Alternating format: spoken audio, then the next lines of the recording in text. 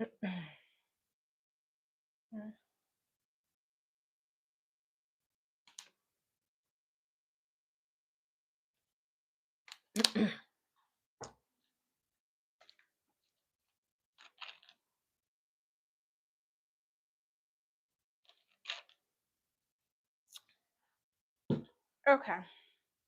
Hello, hello, hello, hello. Welcome to Fortune Stresses. So I usually do my hair on my channel. I have been making it a point to come live and do part of my hair routine. Um, so today it's not night. Today in this live, I am removing my mini braids. So I put these mini braids in my hair about 4 weeks ago. So I think that anytime you have a protective style in your hair, you need to take that protective style out. No longer, you should keep that protective style in no longer than 4 weeks. After 4 weeks, things become really, really hard to deal with.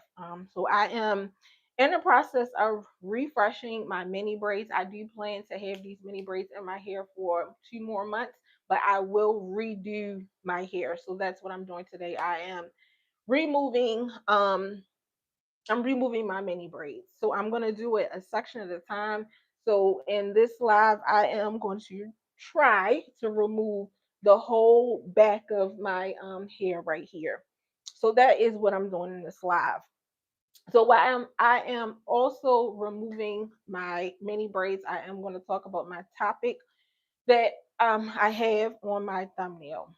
So I'm gonna remove my mini braids.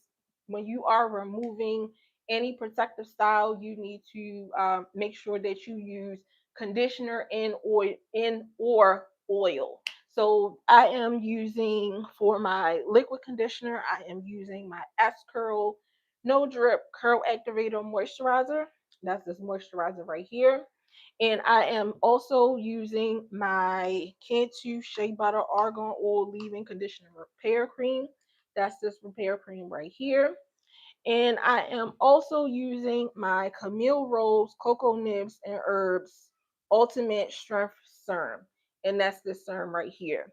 So I will be using, well, actually, I already put these products in my hair already, but throughout me removing my mini braids, I will also reapply these products as they are needed. So when you are removing any protective style, any type of braids, any type of plaits, anything in your hair, you have to make sure that you use conditioner and or oil. So yeah, so I'm probably going to be turned around to the back most of the time. Let me adjust my mic so I can make sure I am heard. Um, yeah, I'm gonna put it right there. Hopefully, I can be heard right there. Yeah, yeah. So yeah, so most of the time I probably will be turned to the back. There are some key points that I do want to hit on before I turn around. Um, so I wanted to talk about this topic today because I am seeing it all over my feed, all over my feed, all over my YouTube feed.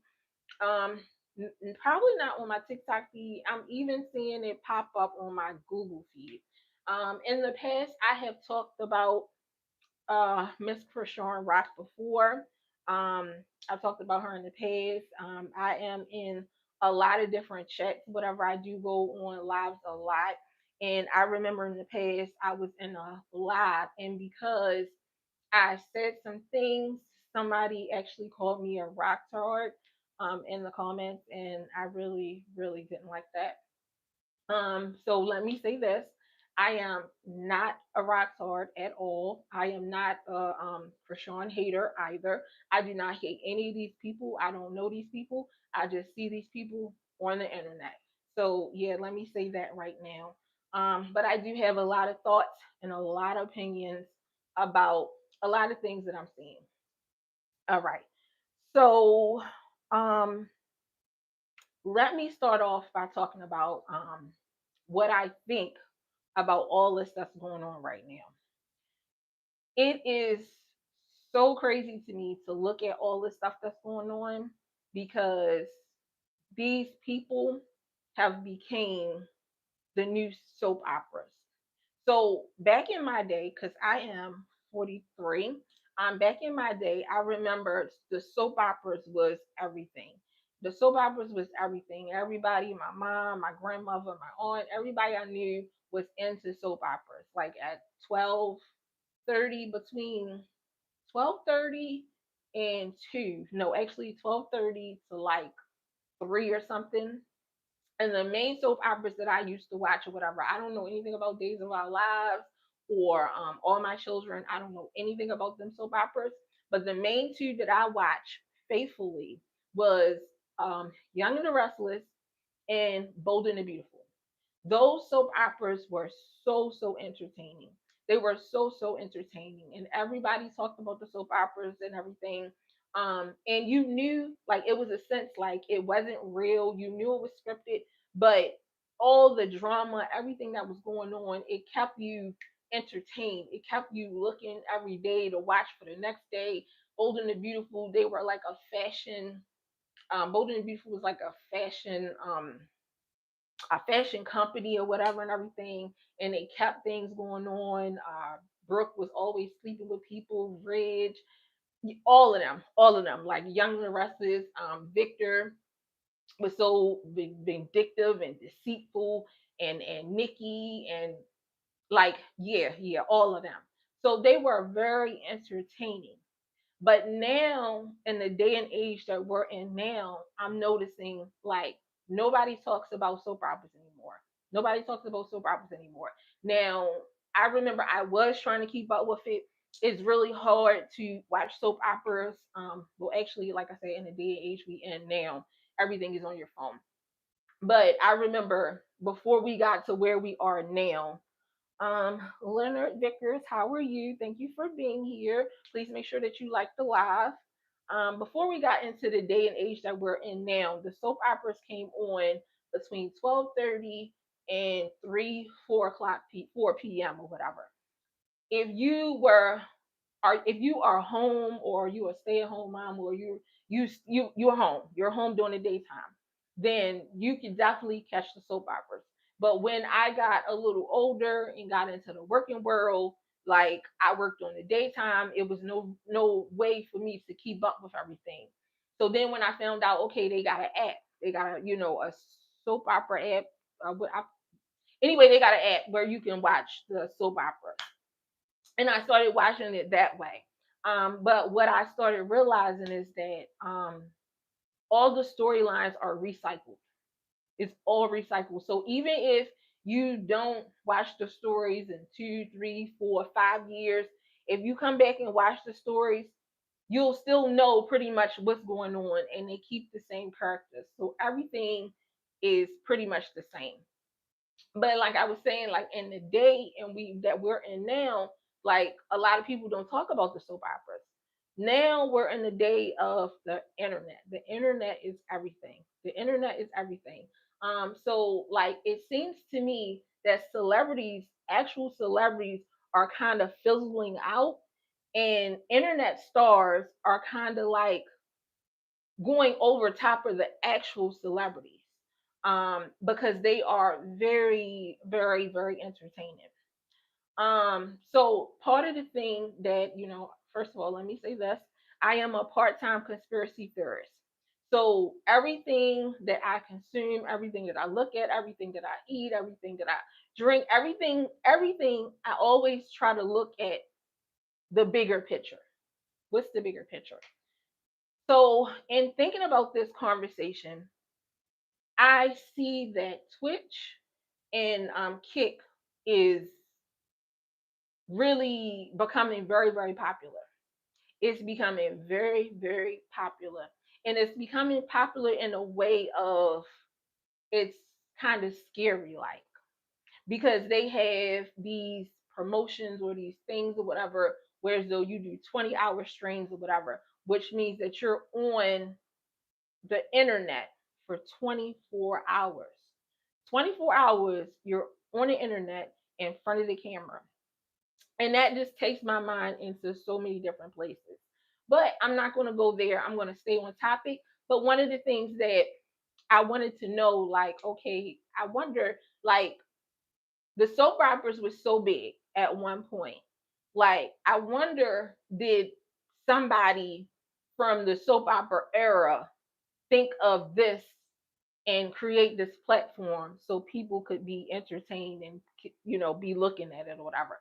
So anyway, I started looking up, like, who owns Twitch, and I was very, very shocked. I should have been as shocked, because when you go down the rabbit hole to certain things, whatever, I know everybody knows that Google owns YouTube or whatever. So, like, yeah, that shouldn't be really a shocker. But this was kind of shocking to me. So let me see if I can pull up my little pictures here. Should be on here.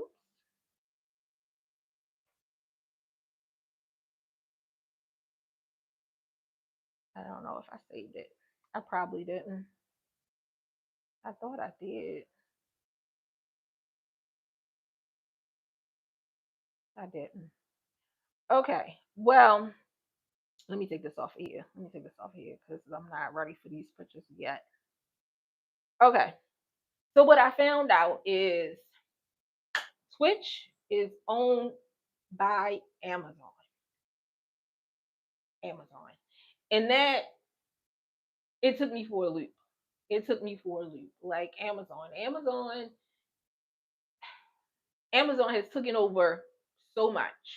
So much. So, like, we have Amazon, we get our products, we get everything from Amazon. Everything you can think of, you can get it off of Amazon. I am yeah, I'm on Amazon all the time, whatever. They have Amazon, they have Amazon videos. I think Amazon even have a network.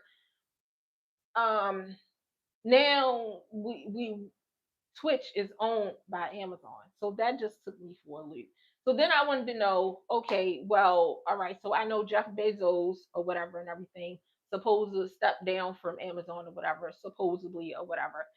So there's the guy that is in charge now, his name is Dan Clancy. So when I looked into information about him, he is a computer scientist and he worked for NASA.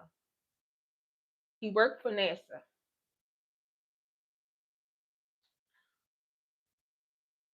My conspiracy theorist head brain, whatever, is gonna go down the rabbit hole um soon or whatever. But he works for NASA. And everybody in the conspiracy theorist community, like, NASA. He works for NASA. So the person who is in charge of a platform that essentially is telling people basically to be on 24-hour streams, 48-hour streams, 72-hour streams, or whatever have you, live your life in front of the camera, basically works for NASA. Let that sink in. Okay, great. All right, so then Kick. Okay, who owns Kick? Kick is owned by Easy Go Entertainment. I didn't see too much about them. I didn't go down the rabbit hole about them. Um, but they are an Australian company, I believe, or whatever. So these are very interesting facts to me. Very, very interesting when we talk about the entertainment of it all. The entertainment of it all. And that's what I really want to focus on, the entertainment of it all. Um, so yeah, that's what I just wanted to say before I get started. So let me talk about my first character. And let me put her up on the screen. And I'm gonna start taking my hair out.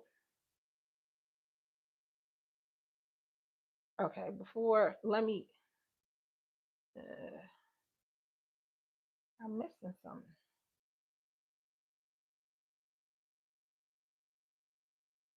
I'm missing some pictures here.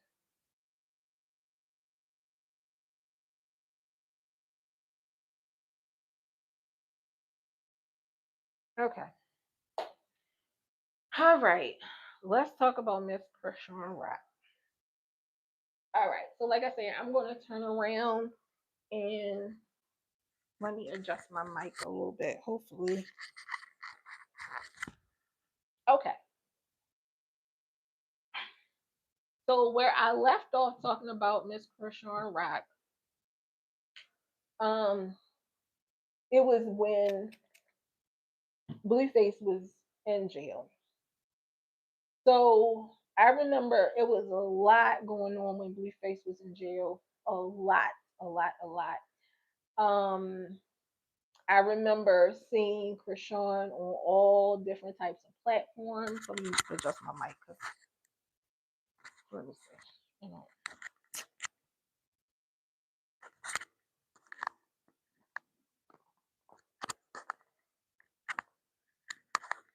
what is at some point.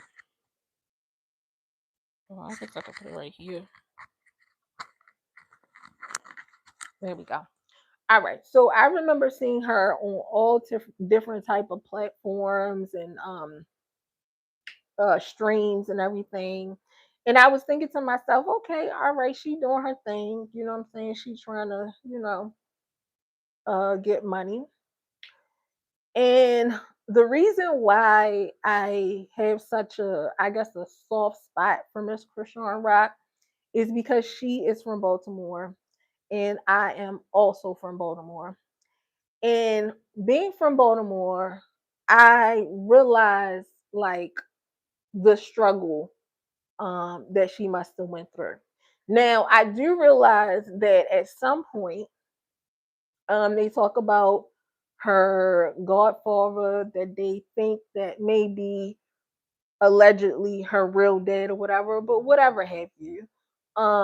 I do realize at some point she was taken out of the situation and she lived with her godparents or whatever, and she had a better chance of living because you can tell if you look at like earlier clips of her, you could tell like she, hello Mandy Hoodie, how are you, thank you for being here, please make sure that you like the live.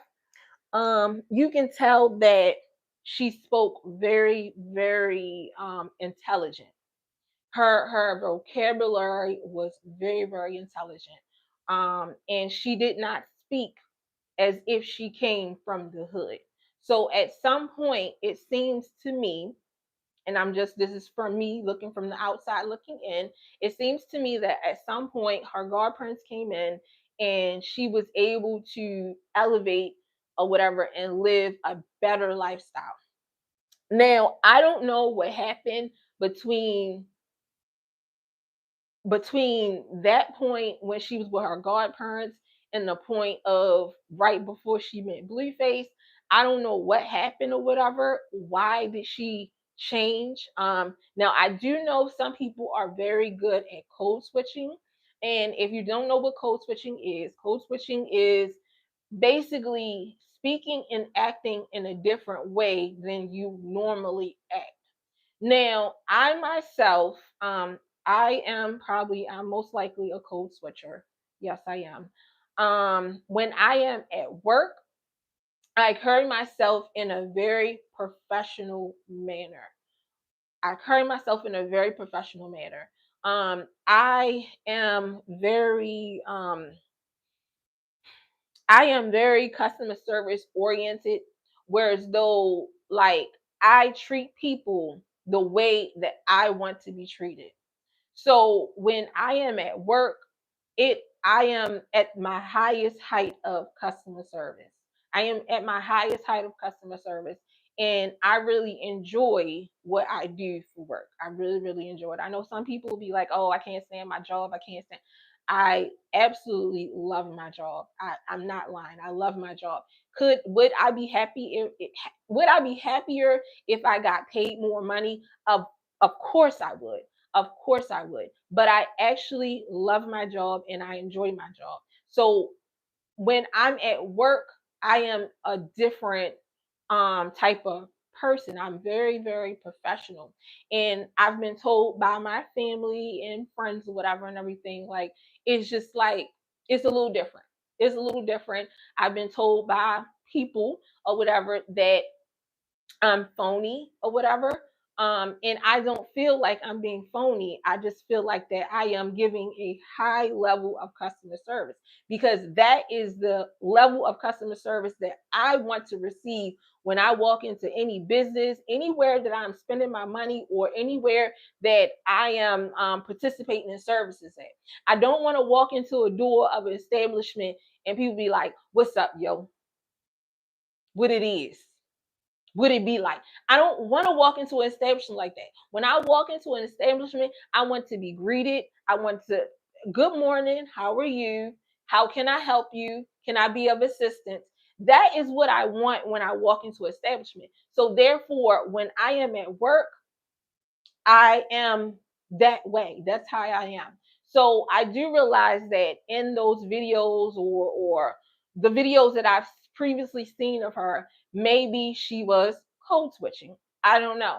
But it is definitely a big difference between the videos I've seen of her in her earlier years, like when she was in college, to when she met Blueface.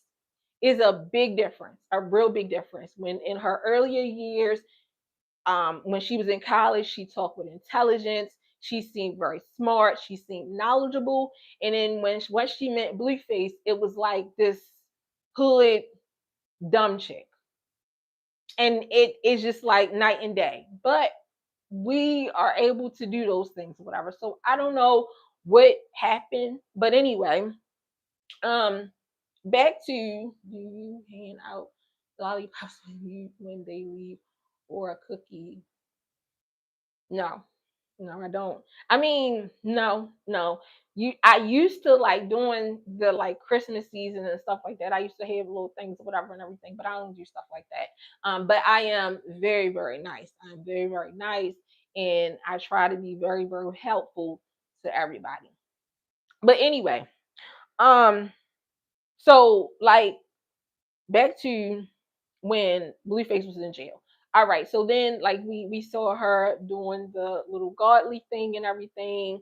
Then we seen her with a couple different guys. We seen her with Bino, the whole Bino situation and everything. And then that didn't work out. And then Bino came out and said that she had his feet in her mouth, and came out with the video. Um, then she had the no, I think the little dude 33 was after the Blueface incident. But anyway, I remember thinking like, I can't wait for Blueface to get out of jail. I can't wait for Blueface to get out of jail. And then the biggest thing that made me be like, something ain't right here, is this incident right here. This incident. This was the incident that took me out. It took me out because I'm a mom. I'm a mom. I'm a mom of 5 children. I have older children and I have younger children. I have a 26-year-old, I have a 24-year-old, I have an 8-year-old, and I have two twins. Well, twins, not two twins. I have twins that are 3 years old. So at the time when this was going on, or this happened, my twins were like around his age, and that made me very, very angry. It made me very, very angry because clearly everybody can see it. And I know that I feel like she's in extreme denial at this point or whatever and everything, but everybody can see it. Everybody can see it. This baby clearly needs some help. Clearly. And then to have him in that environment, like, I know it's hard being a single mom. It's very hard being a single mom, but that is not the environment that you want to have your baby in. And then to like your baby couldn't sit up. You know he couldn't sit up. Who idea was it to put him on the couch like that? Like, do people around her not see what's going on? do they not see what's going on? Like she just put him on the couch and then he was just staring off into the ceiling. At this point right here is when I said to myself, I cannot wait till Blueface get out of jail, because I know when Blueface get out of jail, I know like Blueface seems to be a good day. And this is my perspective before he got out of jail. My perspective is totally changed now, like after I've seen all of this stuff or whatever. But before he got locked up, what we seen from Blueface is Blueface being there for his kids, being there for Jayden. When Jayden got pregnant, he was there. They had a big reveal and all that or whatever and everything. He seemed to be a really good dad. So, in my perspective at that time, I'm like, I can't wait till Blueface get out of jail, because I know once Blueface get out of jail, all this to be, this to be done or whatever. Now, I do remember when little Krishan Jr. or Sonny or um no, I can't call him that name because like yeah. But yeah, the baby, the well, he was a baby then. But anyway, um I do remember when he was born, or he was a little older, I guess 3-4 months or whatever. I remember that Blueface was saying that he wasn't his child. I remember that. But after the fact, when he got locked up and everything, and then they was talking on the phone, and we seen streams where as though Krishan answered the phone and she was talking to Blueface, and then she said they were married and everything, and then he said something about his son or whatever. So at that point, I was like, okay, well, that's that okay, maybe he has some doubts in the beginning or whatever, but it seems that that's Bonnie's baby. Um, yeah, Kitty, I'm with you on that. I'm with you on that. But at the same time, we will never know. We will never know. Um, we will never know. And I get it. Like he does look a lot like Ronnie. As he's getting older, he's carrying a lot of Ronnie mannerisms. But that's a touchy topic. That's a touchy topic, and I'm gonna get into that in a little bit or whatever. But anyway, um, aside from that, he said his son, the baby, he was talking about the baby, he was in jail or whatever. So in my idea, in my thought, like when Blueface get out of jail, he going to take care of all this or whatever. All this stuff that she doing with this baby, he going to stop all that, and she going to take care of that baby. Because one thing that I realized I seen back then or whatever and everything is that Blueface keeps Krishan in check. He keeps her in check. As much as she get out of hand, he keeps her in check. So I felt like when he get out of jail, like everything is going to be great. Everything is going to be great. And then I was like, I cannot wait. I cannot wait till Blueface get out of jail. Like when Blueface get out of jail, all this is going to be done. All right. So Blueface gets out of jail or whatever and everything. He is with, I can't remember the little Chinese girl name or whatever and everything, or the Blasian girl name. I can't remember her name. He was with that girl or whatever. But then I remember his mom came out and said they were having some problems because she was supposed to pay for a limo and all this other stuff or whatever. So it was like, okay, all right. So then you seen him. I think you seen Carlissa, his mom showed him at her house or whatever when he first got out. And I was like, great, yes, he's finally out. Yes, we want to get this baby some help. He's finally out. All right. So then everybody was like, okay, okay, okay, where's Krishan? Where's Krishan? And then I think the first thing that happened, I'm trying to think how the first thing that happened. And I'm supposed to be taking out my hair while I'm talking too. So let me um the first thing that happened was I think they showed Krishan popping up the house later. They showed that later. But I think the first thing that they showed was Krishan at the arcade or whatever with the baby or whatever. And then you seen Blueface with the baby, hold the baby and everything, and he was talking to Javon, and he was like, "You're the brother," and he was holding the baby and everything. And I was like, "Yes, he's finally out." Look at them, they having a family moment. And then things went left when Kershawn had got on live, and she was trying to record um pink face and everything. It went kind of left, and she was getting all up in Carlissa's face and everything. So it kind of went left from there.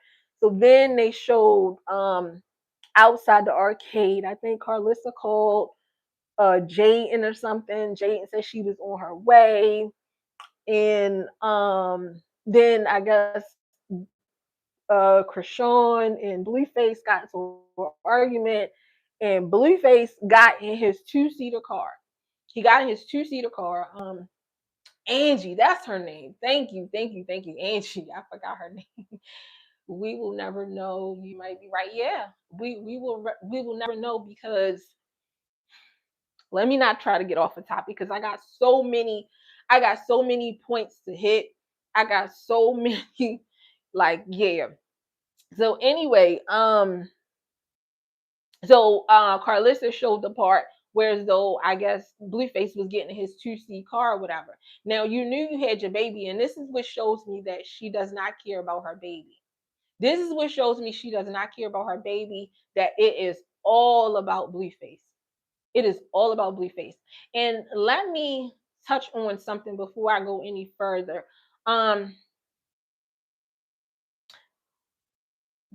Digging into the conspiracy theorist part of this and everything, people don't understand the connection between Blueface and Krishan. They don't understand why Blueface continues to mess with Krishan after she does all of these weird things. After she does all these weird things, nobody understands why do Blueface continue to mess with her. And then after Blueface does all these weird things to Krishan, nobody understands why Krishan keep messing with Blueface. But what I think, and this is just my thoughts, my opinions, this is all allegedly, I do believe that Blueface and Krishan has some type of spiritual uh connection. Some type of spiritual connection. And when I'm saying spiritual connection, I don't mean like um uh uh um a natural spiritual connection. I do believe that they did some things um to create a spiritual connection. Like I say, I am a part-time conspiracy theorist, so I do believe in a lot of different things or whatever. And when we talk about witchcraft and black magic and dark magic and white magic and all this type of magic and hocus pocus and spells and all this type of stuff or whatever and everything, I do believe that they did something early on. I do believe that something was done during Blue Girls Club or whatever and everything. I do believe something was done between both of them. Now, I do know that Krishan did the whole writing on the wall or the mirror. I'm not sure which one was, the wall or the mirror or whatever. And she wrote in her blood on the wall of the mirror. That is very that is given spell work, that is given witchcraft, whatever have you, whatever things you believe in or whatever. I don't know. I don't dig into all that, but I know about it. I know about it. I don't play with things that I don't know about, but I know of it. And so we know that she did that, but something was done beforehand. Something was done beforehand between those two. Both of them did it. And I know that his mom likes to think that Blueface is all holified and sanctified and religious and saved and all this other stuff or whatever. But the actions that he have continuously to show does not show anybody who has any type of um care about religion. It does not show that. It's something that was said by Nevaeh recently. I'm going to dig into that in a little bit or whatever and everything. But before I go further into Krishan and Blueface, I want to say that I do believe something was done spiritually. They did something. They tampered with something that they was not supposed to tamper with. And that is why they are so connected. That is why um I don't know when it's going to be broken, if it can be broken. Every time that her fans or whatever and everything, because I don't believe in none of that stuff or whatever, but every time her fans think, okay, all right, she got over him, she don't need him, they cheer her on, woo woo, go Krishan, woo woo, go Krishan, leave Blueface alone, that's right, you don't need him, you this and you that and this, that, and the third. And then we hear, yeah, just recently, what did Blueface say? He after be. He after. And he after because she allowed it, and she continuously to allow it. So anyway, back to what I was talking about before, but that's the connection. That's why people don't understand. They can't get it. Like, she's being stupid. She's being done. He's dumb. They say she's an informant. She's a CI, whatever. Like, why she didn't put out his address, leaked his address. I mean, how could you how could you actually be with somebody who leaked your address, who actually told the public, and then I know it might be public information or whatever and everything, but anyway, so let me see. So yeah, so you see, okay, after that whole incident, then the next thing we seen was um this. We seen this. And when Blueface got out of jail, he looked it so bad. He looked it so bad. And it was given, and I said it before in a live before, whatever. It was given Bobby and Whitney. It was, let's see, Google Maps, Ohio, and YouTube. Okay, yeah. I mean, I get it. I get it. It's definitely out there, but to publicly say it, like, even I wouldn't do that to my worst enemy. I wouldn't, and I ain't nobody for real, but I would never, like, the person that did the worst to me that I can think of, I would never, like, go on a platform and then to think like how low my reach is to how broad her reach is. Like, I would never go on a platform and give somebody address out. Like, that is, but anyway, I digress. So yeah, so this picture, so this video, all I could think about in my head is like, okay, they the new Bobby and Whitney. Um, Low key, I was a little bit happy. I was happy. I was very happy. I'm like, look at Blueface and there go Krishan. They back together. Like, oh my goodness, like, this is crazy. This is crazy. Like, they back together and everything. This is great. Like, but it was given somebody was on something and sweating out something or whatever, and she was right there. And that's the one thing I can say about Krishan. As much as Blueface do to her and say to her, she is so catering to him. But I just wish, God, I just wish that she would take that catering nature to her son. Take that catering nature to your son. Like, but anyway, I digress. I have a lot to cover, a whole lot to cover. All right. So, we seen him in the studio, whatever, and everything. So he was, recording and everything. Then we seen a little jealousy clip or whatever, because he was talking about, different girls or whatever. And then she was like, what girl? What girl? Like, she got upset. And I'm like, I mean, the man just got out of jail. Like, he trying to I guess get some money for real. I mean, like, he just got out of jail. He trying to get some money, so he trying to do a rap. I mean, who wants to hear? I mean, nobody, y'all don't want to hear it. Like, I would love to hear it. Let me say that. Because everything that these people do is because of what y'all want to see, what y'all pay attention to, what y'all like, what y'all view, what y'all buy.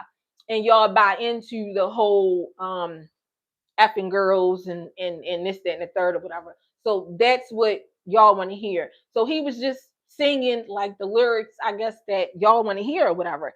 And she got very, very angry. So then, all right, so normally when we see Junior, um, Krishan Jr., whatever, and everything. Sometimes they have been accusing, and I don't know for sure because I never been around her. I don't know, but they're saying that when she has the baby, sometimes she put filters on the baby, so you can't really see what's really going on with the baby. Okay, so then we got a chance to see this picture. Now, can you see? No, you can't even see him. The picture is off centered. But anyway, you guys get the point. We got a chance to see what Junior actually is looking like. And we were very, very concerned. We were very concerned. Okay. So then there's that picture. Then I got, I think he was holding Junior up at one point. Mm, okay. Okay. All right. Well, let's just keep it here for right now. Um, So then we seen that, but even in that, even though we seen Junior in the state how he was or whatever, he was seemed to be very, very concerned. He seemed to be very, very concerned. I remember he made a comment, I think to Javon, that we gonna get this together, whatever and everything, far as the baby or whatever. So I had so much faith that he was gonna be there, he was gonna step in, he was gonna be the mature one, because it seems as if Krishan is not the mature one. And what I find it really hard to believe, and this is the part that really takes me out, that okay, I understand that Krishan is young. I'm not sure how old she is. Let me check real quick. Let me check real quick. Okay, all right. She is 26 years old. Okay, so I realize that she is still kind of young. She's not 19 or 20 or whatever, but she is 26. So I think they say the brain does not fully develop until 25. I don't know if that's necessarily true, because I remember being 25 and dumb as a box of rocks. And I remember being 30 and still, I wasn't dumb as a box of rocks, but I was dumb. I was dumb. So I don't know how true that is.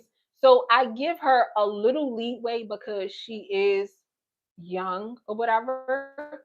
But what frustrates me is the people around her. What frustrates me, you got DSL. Oh no, no, no. I clicked out real quick or whatever. I clicked out real quick. I had to check to make sure I was saying how old she was or whatever. Um, what's DSL? Wait, what's DSL? I don't know. Anyway, um, dang, I lost my point. What was my point here? Okay, the people around her. That's what I want to say. We got sense enough to not pick a baby and out, pickle a baby and out. We got sense enough to not pickle. Oh, oh, woo, yeah. I mean, I never drunk on none of my pregnancies, um, but I different strokes for different folks. I'm gonna say that, and I'm gonna also say that, yeah, that happened. We seen it. We know what happened. I wish that she wouldn't be in so much denial, because we see it. Everybody see it. Like, everybody see it. We saw it. We saw it. We know what happened. So like, to be in denial at this point is just crazy to me. Like, it's crazy. We heard you talk about people can drink while being pregnant, or did she say smoke? She said people can smoke while being pregnant. We heard that conversation. We seen you drinking. We seen you rolling out. We seen all of that. So to be so into God now and so religious is given, like, in granted, being religious and into God or whatever and everything. um you only have to confess, you have to confess to God or whatever. Okay? You need to confess to God so nobody knows the conversation she's had with God. Nobody knows the conversation she's had with God because she know what she did. But to come on the internet and to pretend as if you did not do this to this baby when we all seen it done. Now, let me say that there can be things that happen to babies in the womb that um was out of our control. Things can happen to babies in the womb that's out of our control. But in this situation, because you are an internet star, and I'm going to use that word a lot because that's what it is. She's not a celebrity. She's not or whatever. She's an internet star. She's popular, she's famous, she's an internet star. So like being though that you are an internet star, being though that you are in front of the camera, being though that you are trying to guide people in the right direction, I think one of the things that should come out of her mouth is what she did to that baby. I think that needs to come out of her mouth. Like to the internet, to the fans. I think that needs to come out of her mouth. Like we cannot just disregard what's going on with this baby. We can't disregard it. And I understand her fan club or whatever, her supporters, they would be like, "Oh, let's not talk about an innocent baby." We wouldn't be talking about an innocent baby if she didn't show us this innocent baby. If we knew nothing about this innocent baby, we wouldn't be talking about an innocent baby. Nobody would know anything. But she made it a point to show us this innocent baby. We were there when she had the baby. We was there during the birth. And then her sister came out and said she like that just blew my mind when her sister came out and said that she had an STD while having the baby. And the doctors, they were trying to get her to have a C-section, but she didn't want to have a C-section because she didn't want to mess up her tattoo or whatever. That just gave selfish energy to me. It gave so much selfish energy. So, like, not only did you pickle the baby, not only did you pickle the baby in your womb, then when you found out you had an STD, you just said, "Oh, just push. Like, I'm just going to push him out. I'm just going to push him through all the toxic infestation. I'm just going to push him out. He'll be fine. He'll be all right." That gives. But anyway, I digress. I'm getting off the topic. Did you guys see the baby's medical records were leaked? I seen that. I seen that, and I don't. I don't. I don't like to like. I don't like to talk about rumors or whatever. I like. I everything matches up. Let me say that. The medical records, everything in the medical records, far as the baby can't swallow.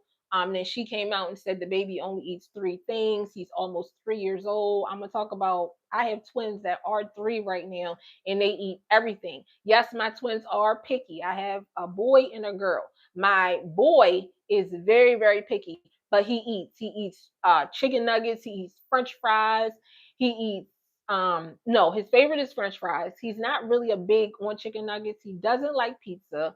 Um, he eats fries is like his biggest one, but he just doesn't only eat fries though. He likes cereal. Um, he doesn't like pizza. I know that. He like chicken, fried chicken. He'll eat fried chicken. He doesn't like baked chicken. He doesn't like rice. Um, He loves watermelon. But my daughter, my 3-year-old daughter, she eats everything. Everything. Everything that I sit in front of her face, she will eat it. So you do have picky eaters. My 26-year-old, when he was young, he was a picky eater as well. And that's where I was going with that too. I'm going to talk about that too. Like, this is going to be a really long live. I just find it funny because I kind of let me go back to the comments. Hold up. And I fully agree. She needs to own up to it. Yes, yes, she needs, like, we can't, even to people that support her. And like I said, I support her. I'm not a rock hard, but I support her because she's from Baltimore, and I know what it is. I know what it is. Like, I this ain't something that I've seen on TV, or I didn't look at The Wire. I live this life. I live this life. And I understand how hard it is to make it out. Yes, she's residing in Baltimore right now, but when I say make it out, I mean make it out of the poverty poverty mindset. And while it seems as if she still has like a slight touch of the poverty mindset, she she continues to um elevate in a way or whatever and everything. Whereas though and I'm not saying that money is everything. She's making money. She's making money. And I'm not saying money is everything, but you do need money in this world to survive. But she's making money. So, like, I commend her on one level. On the other level, I wish that she would focus on her son more. Like, I wish she would focus on her son more. But anyway, I was getting into that. What grinds my gears is that, okay, we know that she's 26, and when we 26, we might be dumb. We might not know anything. We don't want to really listen to anybody. But it's her family. It's the family that gets me. The family, they know the ins and outs. They know what's going on. We only see what we see on the internet. We only see medical records that we think that was leaked or whatever. We don't know. We are not there. But the family, they are there. They see this baby. They know what it is. And none of them steps up to do anything. It seems like it's more about the fact that, especially when she got money, and then I noticed that with her family, when she's high up or when she come into some money, everybody supports her. Everybody there, they have functions, everybody smiling, everybody laughing, everything is a good time. But when she's at a low point, it's like now people coming out. You got sisters coming out talking about her and telling her business. You got this one saying this, you got that one saying that. But nobody is making sure that baby is okay. Nobody. And coming from Baltimore, let me tell you, like, my family is in Baltimore. Now, I don't know Krishan Rock. I don't know anybody in her family. I don't know none of them, never heard of them, never been around them, none of that. Never been in any circles. And I'm not a person that be in the streets, so I definitely wouldn't know. But coming from Baltimore, let me tell you about my family. Let me tell you about myself. Um, I had my first son when I was 17. I was 17 years old. I didn't know anything. I was dumb, dumb, dumb, dumb. I didn't want to listen to anybody. My mother and my grandmother told me a lot of things about my son's dad, that I didn't want to believe because I was in love or whatever. So fast forward past all that, my son was almost 2 years old. And my son was extremely underweight. He was extremely underweight. My son was underweight because I was young and I didn't want to listen to what my mother was telling me. My mother would tell me things like, instead of buying baby food, cook food, cook food and blend it up. And I was 17 and I was lazy, very, very lazy. And I didn't want to cook. I didn't want to cook. I felt like if they got baby food, and these are my thoughts, and then let me say that because I did a story time recently, and people was like, "Oh, you don't know men and this and the third." I'm giving you my perspective when I was 17. My perspective when I was 17. I am no longer 17, and yeah. But anyway, I felt like there's baby food in the jar. Why not just give him the baby food in the jar? My son would not eat the baby food. He didn't like none of the baby food. My mother would tell me to cook for him. I didn't necessarily feel like cooking, and then when I would cook, it would be little things or whatever. One of the main things that I tried to cook for him a lot was eggs. Eggs. I tried to cook eggs a lot for him, and my son didn't want to eat it. He didn't want to eat it. My son at 1, I think he was on 1, he was going into 2. He would I would cook him a meal. I would cook him a meal, eggs, pancakes, whatever, have you, whatever, and everything. And my son, I would feed the meal to my son because he wasn't really feeding himself or whatever. I would feed the meal to my son, and I would turn my back for 1 minute to go to the sink to maybe rinse his plate out or something, and I would hear this sound. And when I turn around, my son would have threw up all of the food, all of the food, all of the food that I just fed him. He would have threw it up. So it was like to me, like what, like I'm trying to feed him, but he won't eat. He won't eat. So my mother was talking to my grandmother, and this is when I say the family comes into play because I was 17 years old and I was, in so many senses of the word, starving my son. And my family came into the picture. My mother told my grandmother, R.I.P. She's no longer here. Rest her soul. But my mother told my grandmother, and guess what my grandmother did? My grandmother called CPS. My grandmother. My grandmother called CPS because that's an innocent baby that's not being fed. An innocent baby that's not being fed. An innocent baby that's underweight. An innocent baby. My grandmother. Because my grandmother and my mother seen what was going on. And they had sense enough. My grandmother had sense enough to call CPS. And in that moment, I hated my grandmother. In that moment, I hated my grandmother. Like, how could my grandmother call CPS on her granddaughter?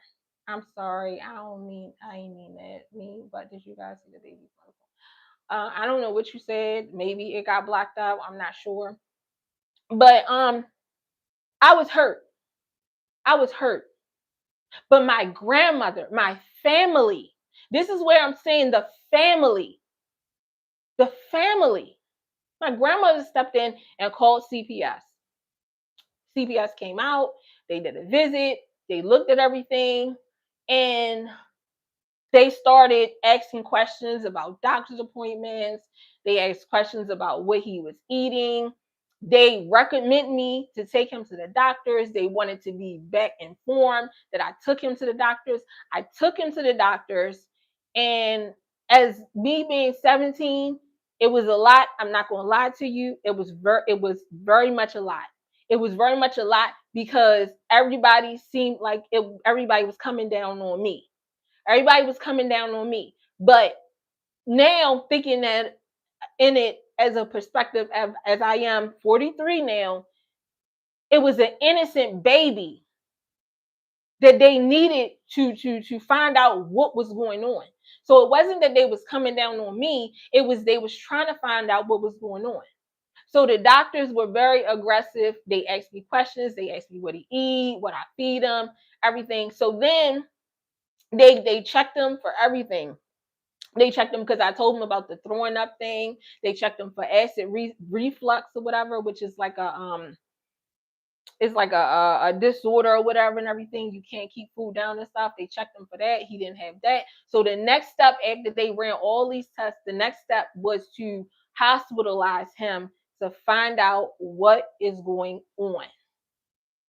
So my son was hospitalized in Mount Vernon Pediatric Hospital. And my mother and my grandmother played a big part in the health of my son. Because at 17, my baby got hospitalized. He was in the hospital, and I'm like, okay, well, he in the hospital. My 17-year-old brain, like, he in the hospital, whatever. Like, I could go about my business. I can go about my business because he in the hospital. And my mother told me, get your ass down to that hospital. Every day you need to be at that hospital because you need to show them that you love your baby. Yes, he's in the hospital. Yes, they put him in the hospital, but you need to be there at that hospital. Where was his dad at this time? I don't know. Somewhere in Mexico. I don't know. Somewhere in jail. I don't know where he was at. But it wasn't about his dad. Hi, plant-based black boxer. How are you? It wasn't about his dad. It was about my baby. So I was at that hospital. I was at the hospital every day. Now, what we learned about my son being in the hospital is that some of the nurses, a lot of the nurses, they wasn't really saying nothing or whatever and everything. But one nurse was very, very honest with me. And I thank God for that nurse. He was very, very honest with me. He said that what I noticed about your son is that he eats what he likes to eat. If he likes it, he will eat it. If he don't like it, he will not eat it. So after that hospital visit, we went back to the doctors. Peace and blessings. Peace and blessings to you too. After the hospital visit, we went back to the doctor and we got a diagnosis by the doctor. And the doctor basically said, like, because he was underweight, he was behind, he was diagnosed with failure to thrive, which means that he will be behind for the rest of his life. But for his eating disorder or whatever and everything, they say he doesn't have any eating disorder, to give him what he likes to eat. Give him what he likes to eat. If he only like pancakes, give him pancakes. If he like chicken, give him chicken. If he like fries, give him fries. Whatever he likes to eat, give him what he likes to eat. Yes. Is what? Your hair is growing. It grew last night? Okay, all right. I see y'all in a minute, okay? No, you won't get no cookies right now. Okay, in a little bit, okay? Okay, can I finish talking? Okay, all right. I see y'all in a little bit, all right? You want your iPad?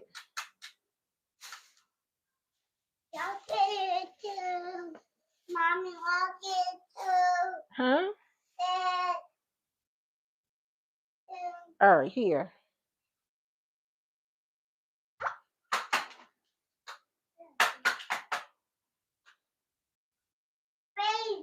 Hmm? Where your daddy at? No. Not mine.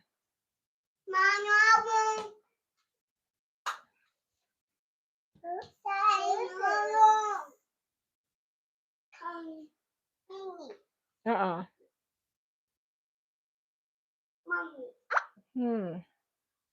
Sir.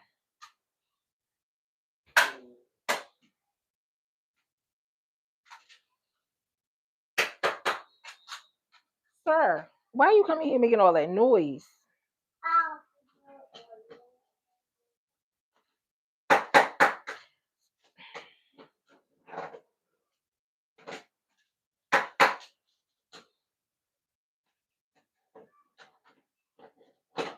Here. Oh, there you go. I was going to tell you, get to see your daddy.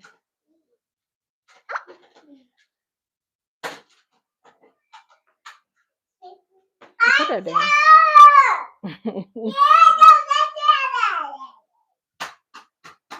Here. Wait a minute. All right, go ahead. Okay, sir. Thank you.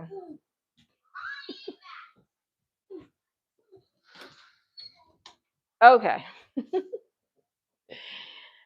Live. Anyway, I don't even know where I was at. My kids just distracted me. Um, but that's what, like, I'm a mommy. I'm a mommy. So my kids came busting in the door and I immediately attended to my children. That's what it is to be a mommy. That's what it is. Like, and I get doing this internet thing. I get it. I get it. But yeah, you have to attend to your children. So anyway, back to my oldest son. Um, so they told me, me and my mom, to give him what he likes to eat. And when he had his next doctor's appointment, he started gaining weight. He started gaining weight. And he gained weight. He gained his weight that he's supposed to have or whatever. So I say this to say, if she is not capable mentally she can't get it. She don't understand. The family needs to step in. If the family cares about that baby, the family needs to step in. And no amount of money should have you overlooking a child. Okay, all right. No amount of money should have you overlooking a child. So that's what I will say. But yeah, anyway. Um, so after this whole incident, then I wasn't talking to you. After this whole incident, um, then I think they had a big thing, and I think that's when she went to the airport and she was talking about she didn't like him. I think that's when she gave out his address and all that and everything. Okay. So then we was like, okay, all right. And still, we still didn't see any help for Krishan Jr. We didn't see anything going on. So then, fast forward some time or whatever, the family is full of neglectful adults. You had decent people around to sister steer you in the right direction. I don't. I and I talked about this before. Um, the the result of this family, it comes from the top. It comes from the top. So the mom passed all this down to her children. But somebody, somebody, one of them, somebody in that family has to understand what is going on. And I want to believe at one point, I wanted to believe like, okay, he's probably getting therapy and stuff behind the scenes. But as time goes on and we see everything that we see, it's not giving therapy. It's not giving therapy. Every time we see her try to stick his feet in shoes, it's not giving therapy. Because if that baby was in therapy, he would have medical grade shoes or whatever. I don't know. He would have a brace. He would have something on his feet. If things were happening behind the scenes, we wouldn't be talking about bottles. We will be talking about the plan, the feeding tube, or whatever have you. We wouldn't still be talking about, but he is not progressing. Exactly. He's actually regressing. If you look at videos when Krishan Jr. was like 4 or 5 months to videos now, it's a big difference. He's regressing. And he's regressing because his mom is not getting him the kid that he needs. And what angered me so much, and I think this was in the latest Danza video interview that she did, what angered me so much is she said that um her baby is not disabled, or he doesn't, there's nothing wrong with him basically. And she made the comment, the statement of, we don't have to believe what the doctor diagnosis. And while I agree with her partly or whatever, because there's a lot, like I said, going back to, I'm a part-time conspiracy theorist, there's a lot going on with these doctors and hospitals right now, whereas though that I do believe that they're doing some stuff that they shouldn't be doing basically. I believe that they're giving people false diagnosis, to test on people for certain things or whatever. So on one stance, I can believe exactly what she's saying about not believing a doctor diagnosis or whatever. But then on another stance, when it comes to babies, when it comes to children, like, I don't know, if you don't take your baby to the doctor or you don't believe the doctor, like, how do you know if your baby is well? Like, when it comes to children and baby, like, all that stuff that I believe goes out the window, honestly. It goes out the window. Because if something happens to my kids, I'm going to take them to the doctor. I'm going to take them to the emergency room. If I can't get an appointment soon enough, I'm going to take them to the doctor. Some doctor is going to see them. And there has been things that has happened with my children, my little ones now. My little ones now. And me and my husband take them to the doctors. Take them to the doctors. Let's find out what's going on. You don't just wait it out. You don't just wait it out, because it could be anything. One incident that just recently happened to my daughter, I think she was like 2. Um, my daughter got a sewing needle stuck in her feet. How did she get a sewing needle stuck in her feet, you ask? Well, my husband had a sewing kit. He's the sewer in our family. I don't sew anything. I don't sew anything. But my husband is the sewer. We had a sewing kit, and they got into the sewing kit. The sewing kit fell on the floor, or whatever. I was home when the sewing kit fell on the floor, so I picked up everything off the floor and I swept up everything. So I thought, or whatever, and everything. Um, and my daughter, like, later on that night, my daughter was walking around and she looked really, really sad. So me and my husband, we was thinking like she looked sad because, her brothers was over early or whatever. So we was thinking she looked sad because they was leaving or whatever. But she never cried. She never did anything or whatever. So it was like, okay, all right, we went to bed. And then the next morning she wouldn't put her feet down. She wouldn't put her feet down for nothing. Like, we tried everything, and she wouldn't put her feet down. So me and my husband looked at her feet, and we like, oh, I think that she might got a splinter in her feet. So we looked, we tried to get it out, but we couldn't get it out, and her feet was still in pain or whatever. We didn't let her cry it out. We took her immediately to the emergency room. Immediately. Because we didn't know what was going on. Like, I understand that sometimes doctors can diagnose you or whatever have you, and you could not believe the diagnosis. I could talk about a situation with my 8-year-old right now. The doctor didn't diagnose him, but the school kind of diagnosed him or whatever and everything. And my son, my 8-year-old, is very, very smart. So in that sense, I'm gonna say I don't believe what the school is saying right now, because my 8-year-old is extremely smart to the point where, as though, like, anyway, I'm going off topic. Talk back to my daughter. So they did an x-ray and everything, and come to find out, she had a needle in her foot. Now, at the time we found out it was a needle in her foot, and yeah, the doctors and everybody was looking at us, whatever, and everything. And I was quite surprised that the yes, thank you. I was quite surprised that the social worker didn't come in and talk to us. Um, and when they said it was something metal in her foot, automatically I do believe they didn't say out their mouths, that I do believe that they thought that it was like a rug needle in her foot or something. So when they had to put her to sleep and do surgery on her foot and all this or whatever.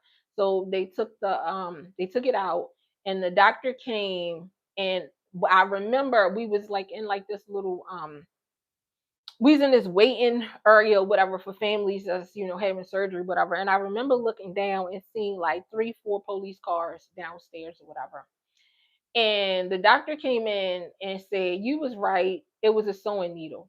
And as soon as he told my husband, because I was in the bathroom, I overheard the conversation, and I came back and I looked down at the police cars. The police cars was pulling away. We was about to get locked up. But I say that to say, we took our daughter to the doctor. We took her to the emergency room because there was something wrong with her. There was something wrong with her. So, like, the diagnosis of the doctor was it was a metal. It was they didn't say a needle, but something metal in her foot or whatever. So for me to say, oh, okay, what if I would have said, y'all don't know what y'all talking about, and took my daughter out the hospital? Like, some things we have to believe the doctors about. Some things we do. And when we see actual problems with our children, we need to, yeah, because the whole point there's no handbook on being a parent. Let me say that. As being a parent of a 26-year-old, a 24-year-old, a 8-year-old, and twins that are 3, there's no handbook. There's no handbook. When you have children, yes. What are you doing? Who did that? Huh? Who did that? The girl did that. Tell the girl I said, come here.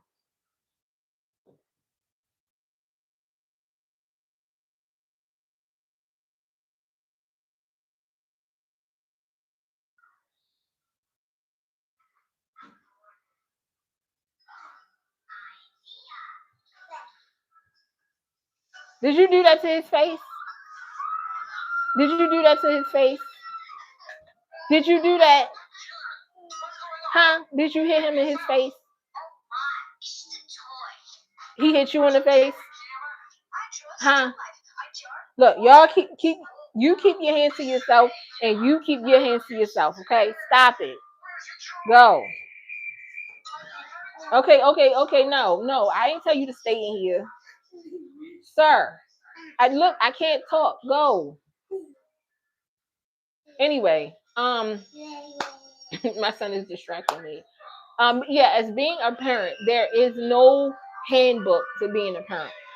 And okay, you just come on with that. Go.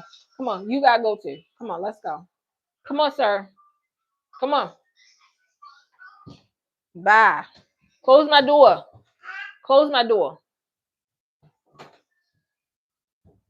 As being a parent, there is no handbook to being a parent. But when you see something going on, you need to take care of it, because the whole objective of being a parent is to guide them into adulthood. Like, you want to provide the best environment for your children as you possibly can. And I know, she did all this. She baked them, and what did she pickled them? And I know she did that. But at this point, like, the damage is done. So we need to not correct the damage, but we need to help him in a way that one day he'll be able to do the things that normal children are able to do, or at least help him do the things. The first, like, the normal eating, that's not normal. It's not normal for a child that's almost 3 years old to not eat anything, basically. She made a comment. She said, so somebody eat 3 things. One of the things is I know milk was one of them, and she said like oatmeal or something like that or whatever. That's not normal. That's not normal. And if that's all he's eating, go take him to the doctors to find out what's going on, because he may need a feeding tube. If the medical records are true, He may need a feeding tube. And what is crazy to me, I know she went to like a private hospital or something, but I mean, even a private hospital should be obligated to make sure a child is able to do the necessary things. When my twins were born, I wasn't full term. I had to go early, and I had to go early because um my girl, they said she wasn't getting enough nutrients to her through her umbilical cord. Um and that was very, very scary. So they took them out early, and because they took them out early, they were underweight. So both my twins, I think my girl was 4. Give me a second. Hold on. I don't know where my husband is. He better get up.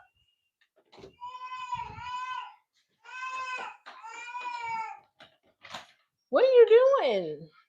Where you going? Where you going? Uh-uh. Where you going at?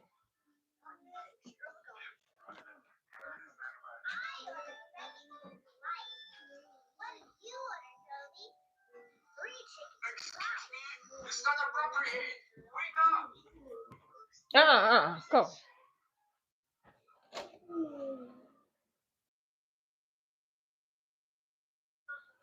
Get it. Go. Get move.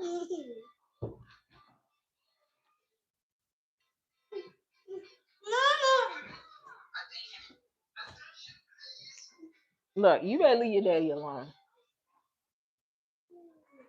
Go. Go.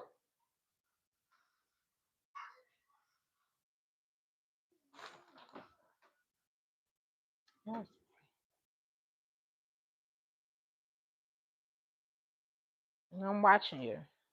But yeah, so they had to take my twins out early.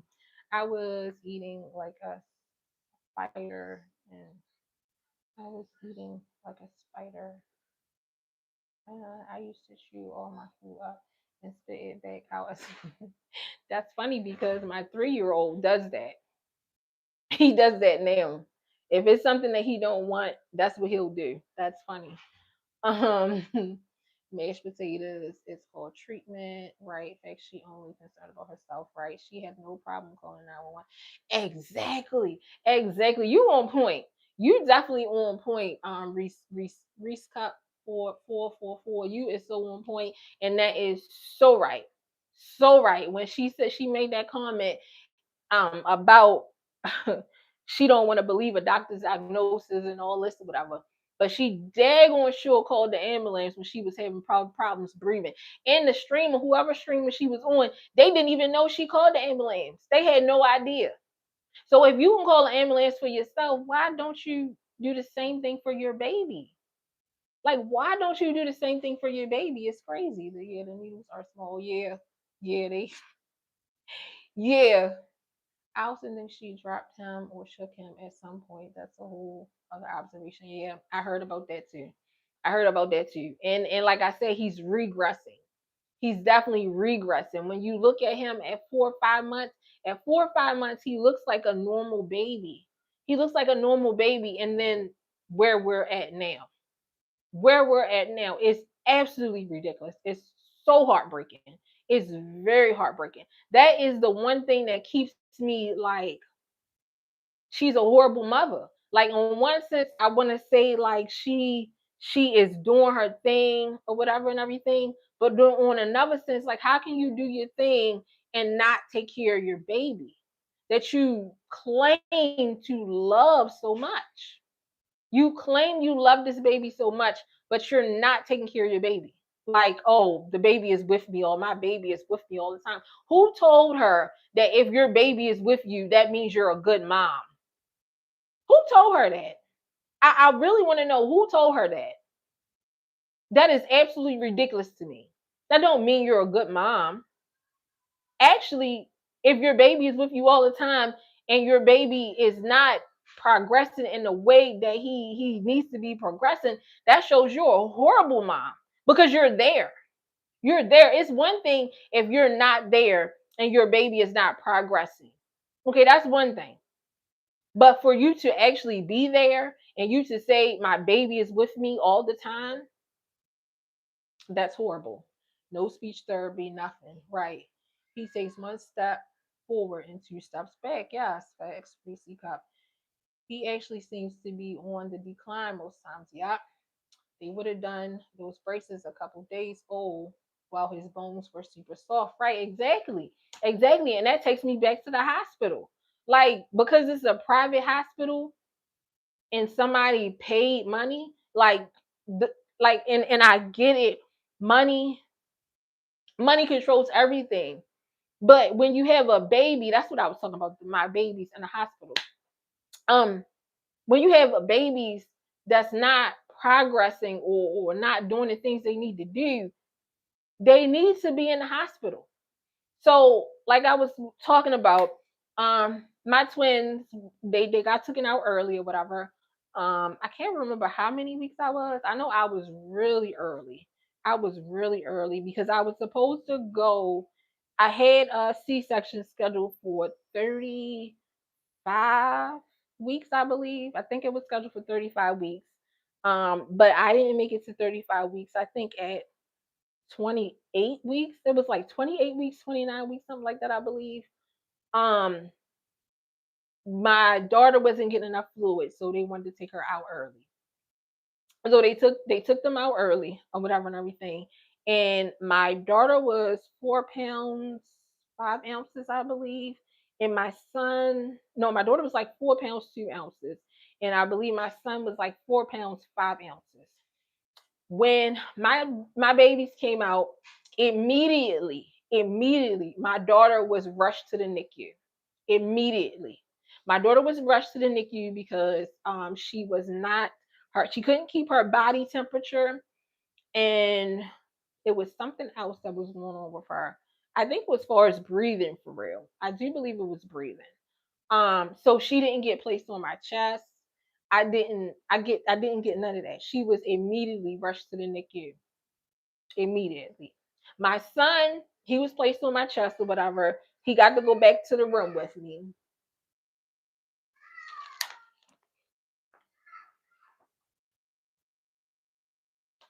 My children are just, yeah. And my husband is sleeping.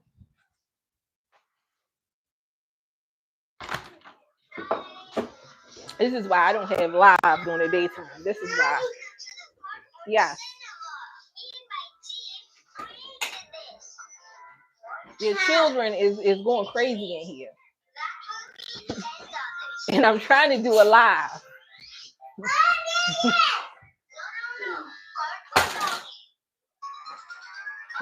Now y'all daddy is woke. Your daddy is gonna take care of y'all. What's before your lip? See, y'all need to stop. Stop. Go go sit down. Your daddy is gonna take care of y'all, okay? All right, don't come back in my room. I'm off duty.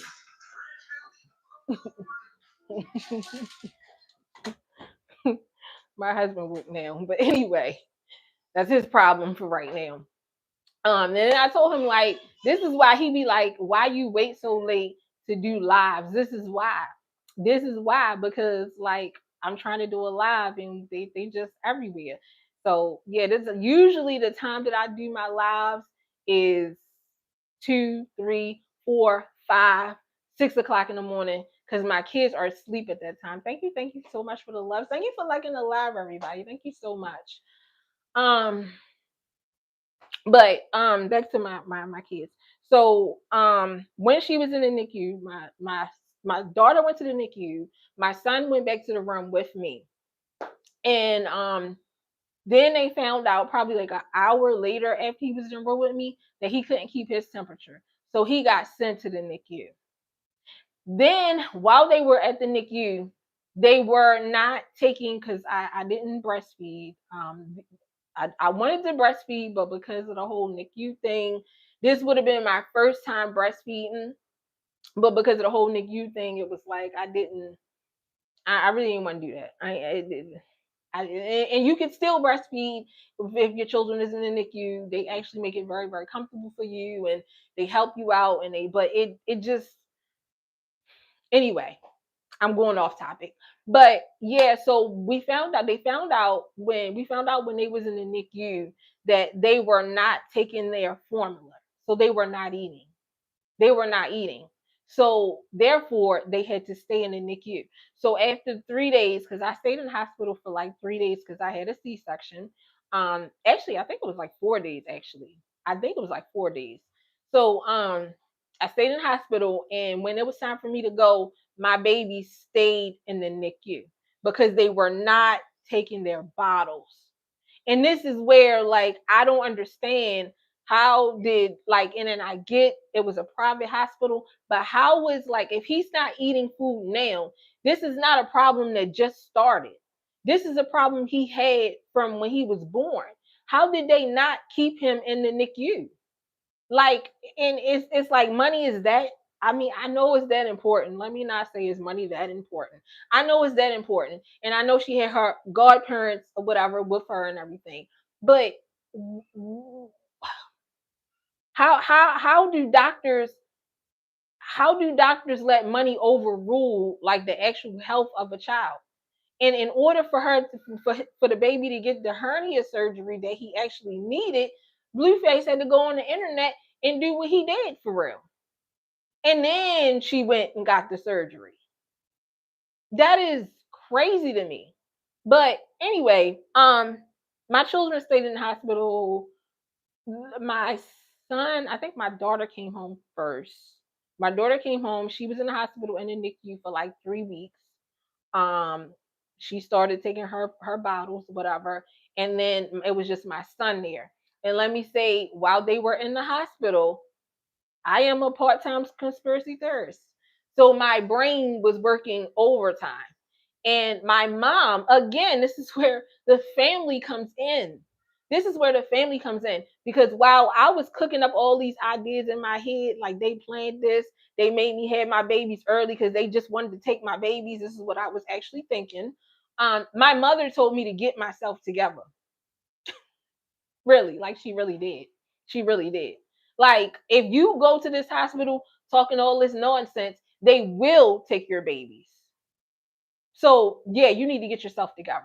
This is where the family, my mom, my mother, she talked to me. She had a good talking with me. And when she talked to me, it was like she don't know what I'm going through. She don't know what I'm going through. I carry these babies. Like, first of all, like the whole story, I'm not gonna go into the whole story time about being pregnant with twins and all that. But it was very, very hard. It was hard. And then to have babies and not leave the hospital with them, it was very traumatic. It was very traumatic. I think I was going through postpartum depression, honestly. But my mother stepped in. Where is the family? Where is the family? It's got to be somebody that got some damn sense. Somebody that sees this baby struggling. Like, it's just okay. All right. Yes, circus is full of deadbeats. Yes, it is. Yes, it is. The family is full of neglectful. Okay, I read all that. Let me see. I was eating. Okay. All right. All right. So where are we now? Where are we now? So okay. All right. So we just talking about Krishan first. We gonna talk about Krishan. We gonna talk about Blueface. We gonna talk about Nevaeh. We gonna talk about Jayden. Like, we got a lot of people to cover. So we still in talking about Krishan. So all right. All right. We should, you can't even see it. Oh, you see half of it right there. All right. So now we seen all the things that was going on with Junior and everything. But now she's moving into a different element of her career or whatever. Now she's gotten into boxing. And I think that's a very good thing for her. I think it's a very good thing for her. I think that essentially she is, I guess, a good fighter or whatever and everything. I know a lot of people say like she sneak people, she really don't fight head on or whatever, but I think that's a good lane to go in. Then we seen the fight with her and Zenith Zion or whatever, and a lot of us, including myself, was like, oh, this is gonna be a fake fight.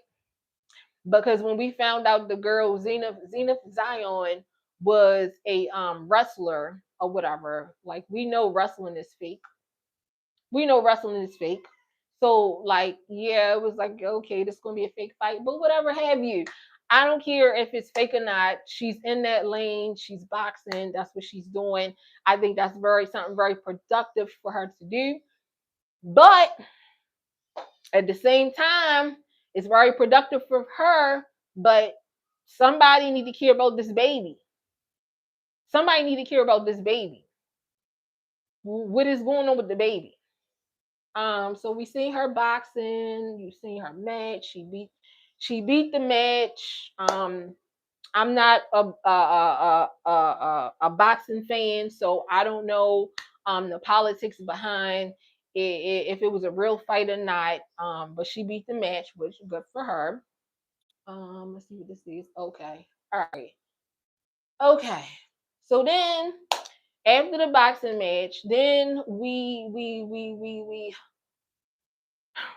she starts talking about Kick and Twitch and all that or whatever. I guess it's Kick. I'm not sure which one. And she says that she's going to show Krishan Jr.'s progress in his therapy and all of that or whatever.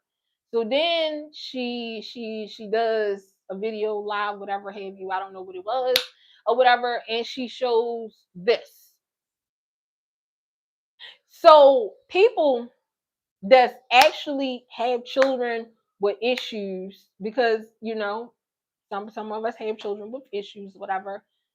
People are really looking at this like, what is this? Is this the therapy that she was talking about? We really thought like, okay, there's hope.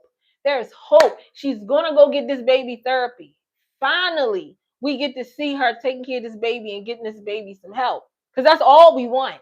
That's all we want. We want her to take care of this baby. Nobody wants her baby to be taken by CPS or none of that, because it's a lot of things going on in the what is it called, the CPS system, the uh uh well, anyway, in a system that ain't right. It's not right. I've actually heard stories of people that was given up for adoption, and people have saying, I've heard people saying that they wish that their mom would have just AB'd them instead of putting them up for adoption, because of all the crap that they went through the adoption system and all that or whatever. They wish that their mom would have AB'd them instead of putting them through that. So nobody wants CPS to come in and take her baby.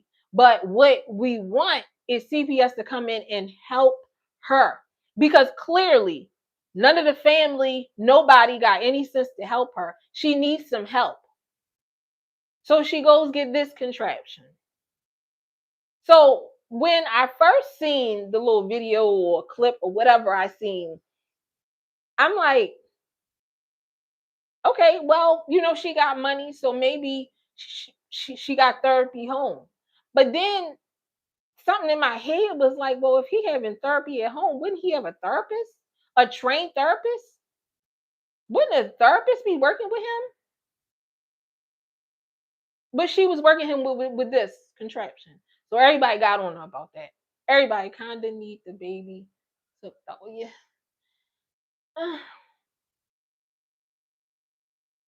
If she cannot, and I'm gonna tell you about CPS because I've been through CPS a couple times now. A couple times. CPS goal is not to take your child or your children or whatever. CPS goal is to help with resources that you might need to help you. So what CPS will come in and do, they will come in if and then I don't what they supposed to do. Let me say that, because I've heard like CPS been called several times on her. Now I know one of the main things with CPS, and it depends on what the nature of the call is for real.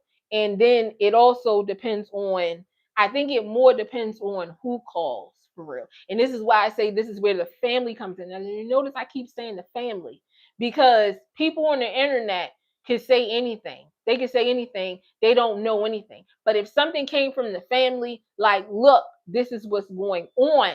This is what I've seen. And they actually have proof this is what's going on. They're going to take that a lot more serious than me calling or you calling or anybody else calling. They're going to take that a lot more serious because they are there. They have evidence. They are there with the child. So what they usually come in and do is the first thing that I know, like depending on the nature of the call or whatever and everything, um, if it was for neglect or whatever have you, they check for running water and lights. Okay, that's the first thing, depending on the nature of the call. And then if it was something on the lines of the child not eating or whatever, or the child is you starving the child or whatever have you or whatever, then they will come up with a plan. Part of the plan is for you to take the baby to the doctors. Like I just told you guys, my grandmother called CPS on me, so I know the plans. So they're going to write out a plan for you. This is the plan. You have to sign the plan, and you have to what's the word I'm looking for? You have to basically agree with the plan. You have to get down with the plan, basically. It's another word I'm looking for, but I can't think of it right now. Comply. That's the word. You have to comply with the plan. So they're going to tell you take the baby to the doctors or whatever. So when you take the baby to the doctors, they're going to be in close contact with the doctor to find out what's going on. So after you go to the doctors, then you're going to, CPS will come back out and they're going to tell you what's the next steps, what you need to do or whatever. If it's like some type of therapy or whatever and everything, they're going to tell you the days you need to go to therapy or whatever and all that or whatever and everything. And they're going to make sure that you stay on this plan.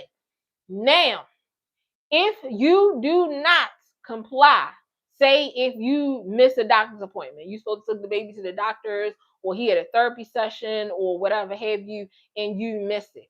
If you do not comply, then somebody else is going to come out, somebody's going to talk to you, they want to tell you, in so many words, like, this is one of your warnings, we trying to work with you, blah, blah, blah, blah, blah. They're going to give you a lot of chances. They're going to give you a lot of chances. And if you don't comply with anything, then that's when they will make measures and take steps to take your child or your children. If it's a situation where as though somebody said you was on drugs or something like that, they're going to send you to a program or whatever. Like, they're going to come in and they're going to help you as long as you comply. But if you do not comply, then that is when they take your child or your children. And if you have more than one child and it's more than one child in a home being neglected, sometimes they'll come in and they'll take all of them.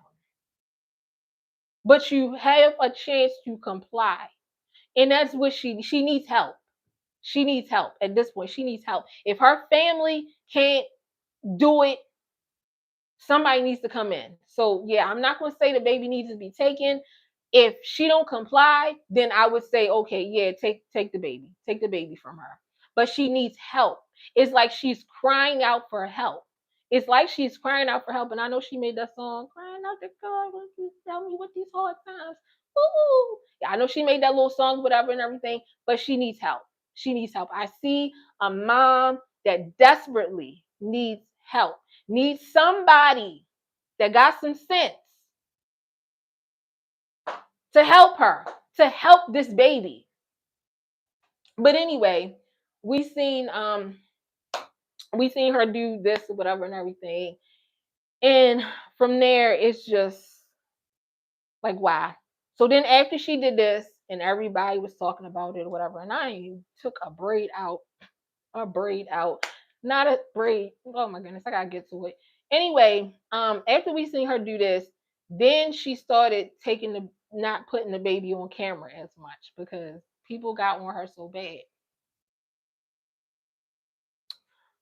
All right, so Blueface and denying Krishan Jr. So when he came out, he had the baby or whatever. She was over there, he had the baby. And then after that whole incident, then he made a post and he said that that's not his baby. Then he went further a step further. I think he did a Jason Lee interview, said it's not his baby, and he's just been saying it's not his baby ever since. Krishan, on the other hand, is out here running around talking about we co-parenting and we doing this, that, and the third. How can you co-parent with a person that's saying clearly that's not his baby?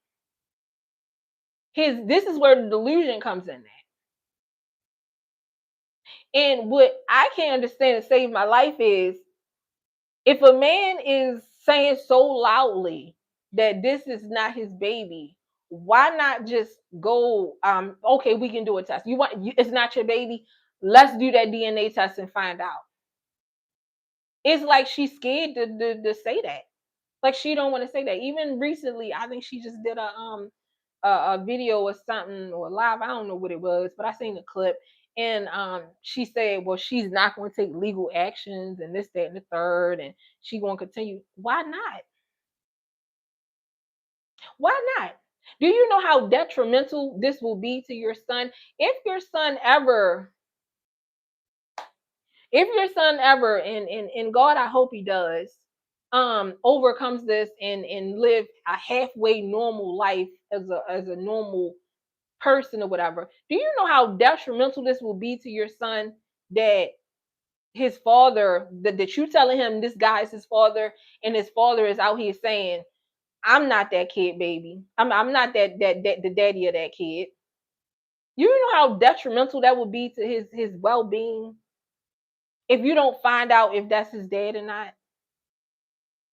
It's giving, you know, that that's not really his dad. It's giving you really know that it's not his dad. And if that's the case, and I want to say, then let the real dad family come in. But then I heard something from, I seen a post or something from the sister or the alleged real dad, and I think the sister said something like, that's not my brother's baby. So it sounds like they don't even want to claim the baby now.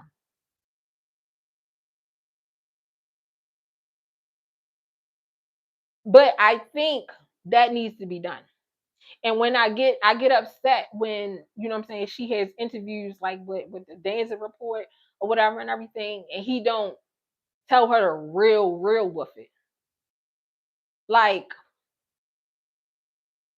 and I do think that he has some type of influence on her because recently, after she already slept with him, apparently, um, I do appreciate that she is trying to hold her feet to the fire a little bit and say in the public, where's that picture at?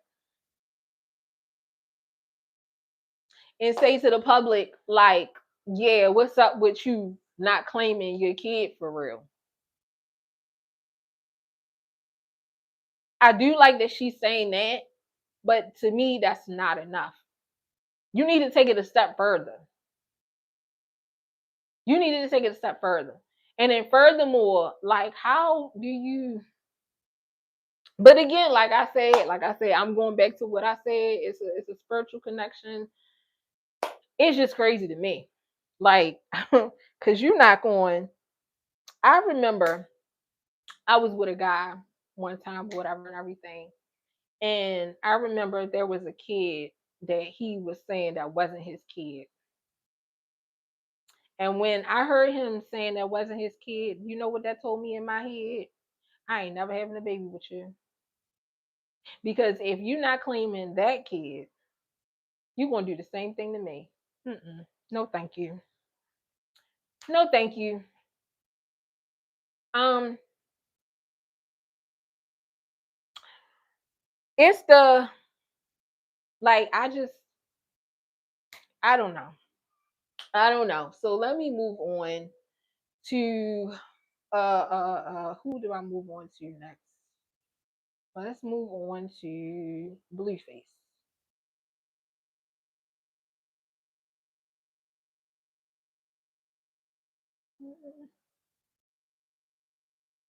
Here we go. Blueface. Whew, Lordy have mercy. This man here. This man is quite a character. He is quite a character. Um,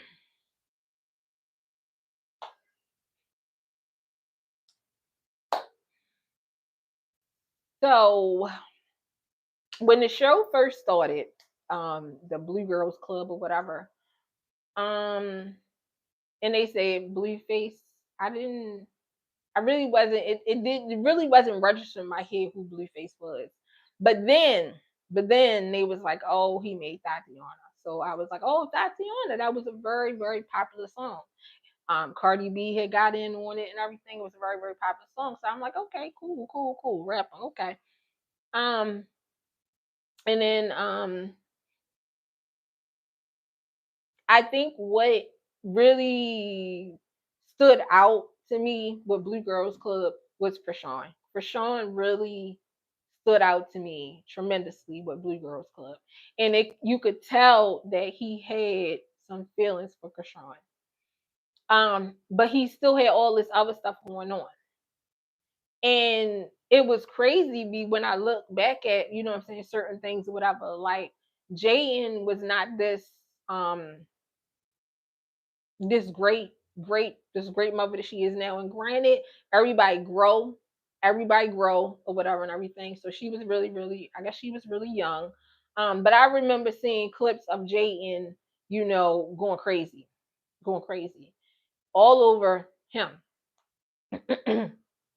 So I remember back then how he talked to Krishan and Jaden and the girls and stuff. It was like, oh, this is, you know, this is really bad.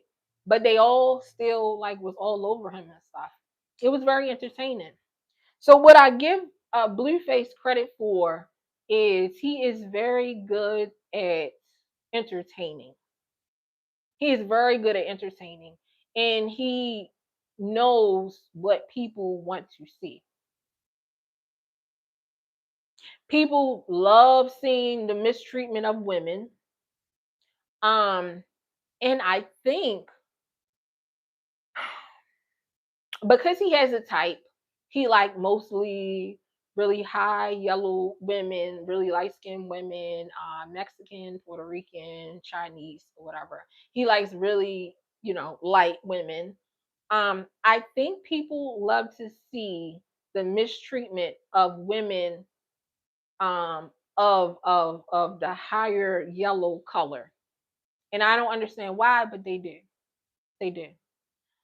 Um, they definitely love to watch it. He is very good at catching the entertainment. Everything is for the entertainment element of it. I remember when the Blue Girls Club came out. I remember they said they had an OnlyFans at one point too, or whatever. So they were doing stuff on OnlyFans. So he has been able to, I guess, and I remember hearing a clip from him, and he said something about he conquered the rap game or something like that. He did everything there was to be as a rapper. Like, I don't know, I'm not in Cali, so I'm pretty sure like he's really, really big in Cali. But I'm gonna tell you, like, yeah, all over the world, he wasn't really big like that. In Cali, I believe he was real big in Cali. And then the whole gang culture and everything, um, that's a whole nother story, no, another different topic or whatever and everything, because I do believe the gang culture, they anyway. Anyway, I'm not even gonna go there. But but all over the world here on the East Coast, like we wasn't it wasn't like yeah, that music wasn't really popular. But he has been able to, I wouldn't say he as he put it in his interview, he conquered the rap game or something. But he's been able to take what he had from the rap game and kind of like develop it into something, the internet game. And his brand is the mistreatment of high yellow women. And it sells. It sells. Everybody want to watch it. Everybody looking at it. Everybody entertained by it. When he first got out, I remember he was on the phone with what's her name, Angie, and he was telling Angie like, yeah, you better get with the program and this, that, and the third, and everybody was just like, oh my goodness, wow, wow, wow. And I was thinking to myself, like, how could he treat her like that? Like, she really looked out for him. He said that Jay, Krishan was giving him money, sending him money and stuff, whatever, to a certain point. I think she was sending him money until she found out that he was talking to other girls or whatever, and then the other girls was coming out. But he's found a way to keep his name in the algorithm. Even when he was in jail, even when he was in jail, he's found a way. High yellow women, the only ones that will let him play the games. Well, yeah, yeah. I don't. I don't believe that. I don't believe that. No, I don't believe that either. Because there's a lot of Lord help us.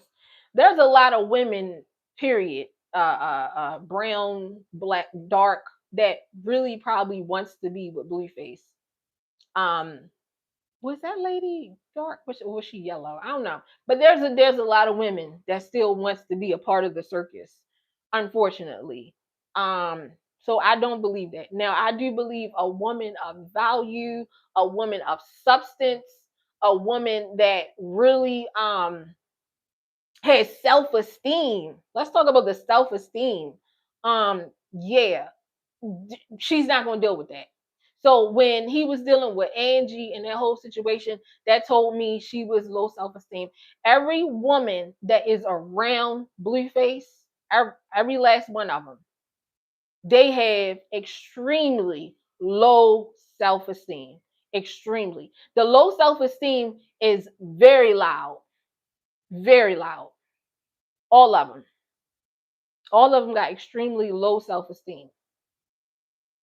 Because any woman with high self-esteem, any woman that actually loves herself, would never deal with none of this bullcrap. Even for money. Even for money and fame.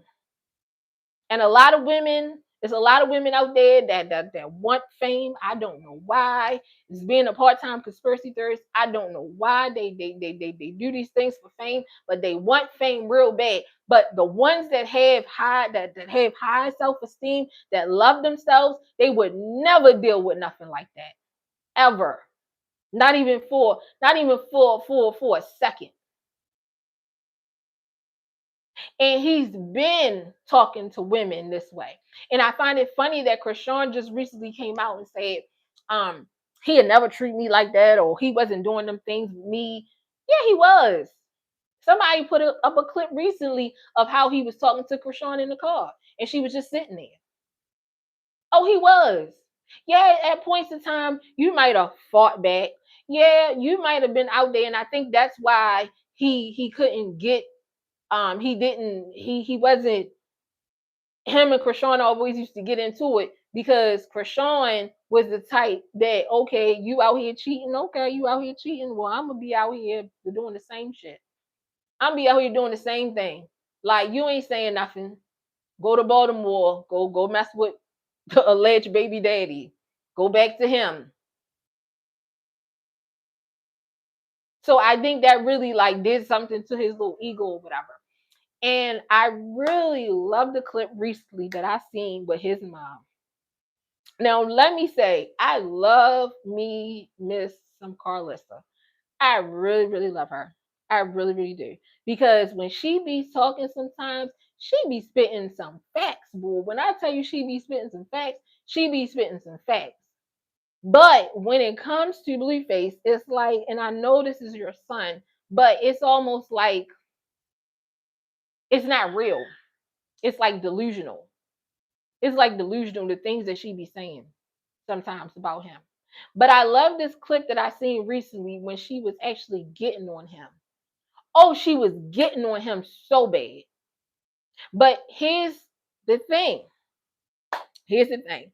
She was getting on him, and he is Aquarius? I think they say he Aquarius. I think he Aquarius.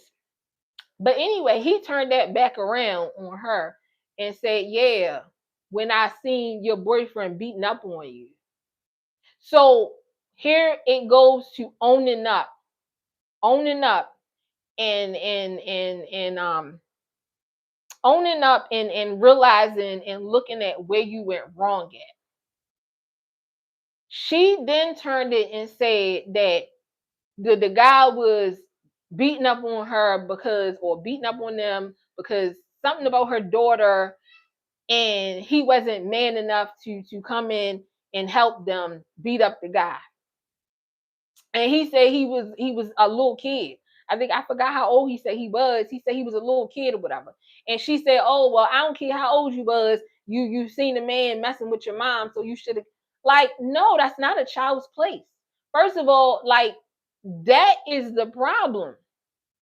There's the problem right there. And I'm glad they had that conversation and it was on camera because that is the problem. Because that's why he does not respect women. That is why he don't respect women. And I wish that she was able to be in a place to say, you know what, that did happen. That did happen. And I apologize that I put you in that position. But you grown now. And now we need to move past that. Because the way you treating these women is not the way you should be treating women. But they couldn't get to that point because she didn't want to confront that. And that is his problem. Part of his problem stems from his mother. And she wants to put the blame on the dad. She wants to put the blame on the dad. And that's why he treats these women with no respect. Recently, he said he loved all. He loved Jaden, he loved Krishan, he loved Nevaeh, he loved all of them. He don't love nobody because he don't know how to love anybody.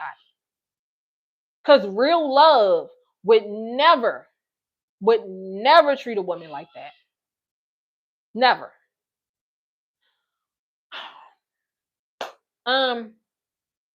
But aside from the way how he treat women, he has been able to keep the attention even when he was in jail, and make money and make his brand. So now his brand is not he's a rapper or whatever have you. His brand is the mistreatment of high yellow women.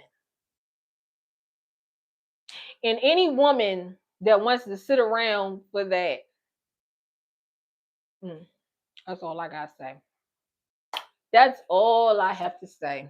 But yeah, this is what he looked like when he first got out. And then Sean said that he was on that stuff in jail. Um, and then I got a chance because I think she said she named a name, and I got a chance. I was like, well, what is that? So I had to go look it up, and they said like it's roach spray. They spray the roach spray on the paper or something and smoke it or whatever. And I'm like, roach spray? What the hell? Like really? Like roach spray? Like that's craziness. All right, so that's recently. Okay, that's recent. Um, okay. Oh, that's Thunder Girl. Okay. So, oh, that's Hazel E. And when I seen Hazel E, I'm like Hazel E. I remember that name for back in the day. Like it just it befuddles me. It really befuddles me how I I guess fame is a hell of a drug. I guess it is.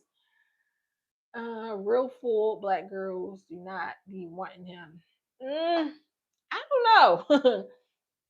I don't know. I'm sure. I'm gonna say I've never seen him with real full black girls, but at the same time, I do know that he's made colorist comments and said things like "You're pretty for a dark skinned girl." There's no. I heard him say to when he was with like DDG or somebody. He was with somebody, and he was like, dark skinned girls are not pretty or something.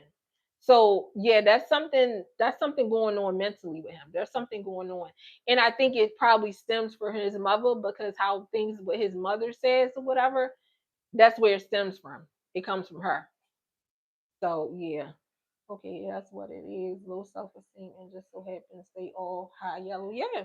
Yeah, very low self esteem. Very low self esteem. Like I to and what what I do kind of respect about Blueface is that he's honest. There are a lot of men that's out here cheating. Let me say that. There are a lot of men out here cheating. Um, and most men, Nevaeh doesn't look like that picture in the thumbnail. I really wish y'all would stop using it. It's confusing, low key. Left. Oh, I don't know. Nevaeh is very pretty. Nevaeh is very pretty. Like Nevaeh, when I don't really want to speak on Nevaeh yet, but when Nevaeh came into the picture, I really liked her. I really liked her because she is natural. She is natural. I like the fact that she doesn't wear a lot of makeup. She has her hair out. A lot of people be clowning her when she have her hair out and it's curly. They call her King Hers. But I really, really think she's a very pretty girl, honestly. I didn't say she was ugly. I said that doesn't look like her. Okay, let me go to the thumbnail picture. Let me see. Let me see what you're talking about. 'Cause I don't see. That's her. She's a pretty girl. Like it look like she got some makeup on, a little bit of makeup on, maybe some natural makeup. She got her hair pressed out. Um, yeah, but okay, all right. If you say so. Her lips aren't even shaped like that. Huge filter. Okay, could be a filter. Could also be a filter. You're right. Filters, filters is something, but yeah, it could also be a filter. But generally, I think she's a pretty girl. I think she's a pretty girl. I think Krishan is a pretty girl as well. And okay, I'll talk about Jean in a little bit. But anyway, back to Blueface. Um, I respect it as I was about to say. Let me see, knows either, and she doesn't even do makeup, so it's no point of showing it when we never will see it. Is all I'm saying. Okay, all right. Well, I respect your opinion. I respect your opinion. Thank you. Um. Oh, that's what I was about to say. So I respect that Blueface is very honest with these women, because there's a lot of men that's out here cheating.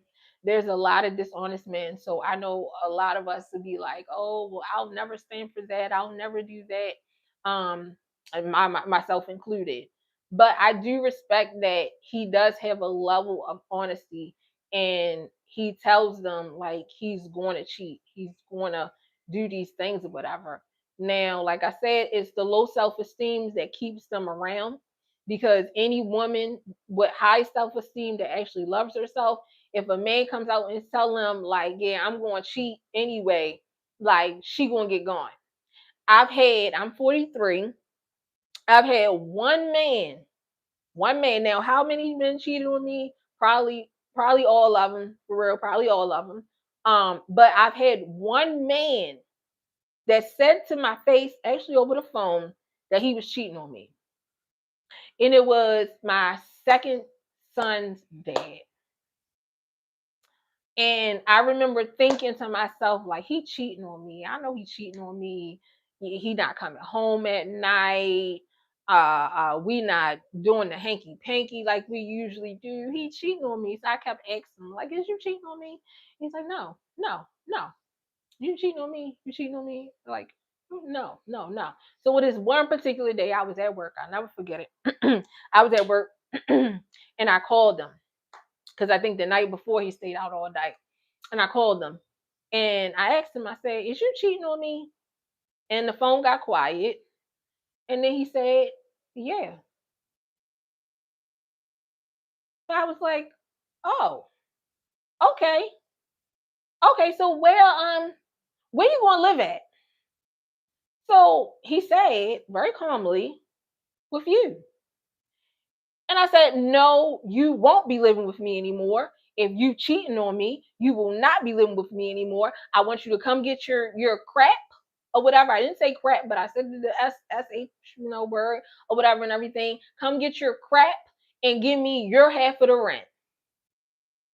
And he came and got his crap and he gave me a money order for his half of the rent and he was gone.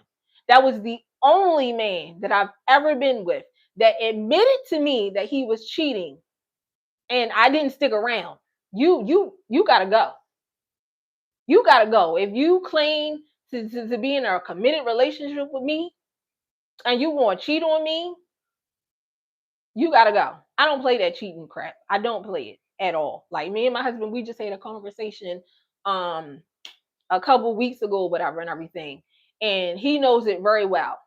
He knows it very well. I don't play that cheating crap because at this point, you playing with my life.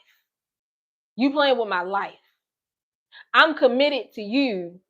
I'm not, messing around and everything. Now, back then, was I messing around then? Let me think. I don't think I was. No, no, I wasn't. Not at that point. But anyway, yeah, I'm not messing around or anything. And you out here putting my life on the line. No, you gotta go. You gotta go. So I respect his honesty, but at the same time, like he's getting older. I think he's 30 now. I think he's 30 now. Like at some point, like, yeah. And then my thing is you have a daughter. You have a daughter. And like I remember he was talking, he said something on a video somewhere, and he was saying like something about his daughter, like he wouldn't intervene or he wouldn't get mad. Like we say a lot of things before we get to that point.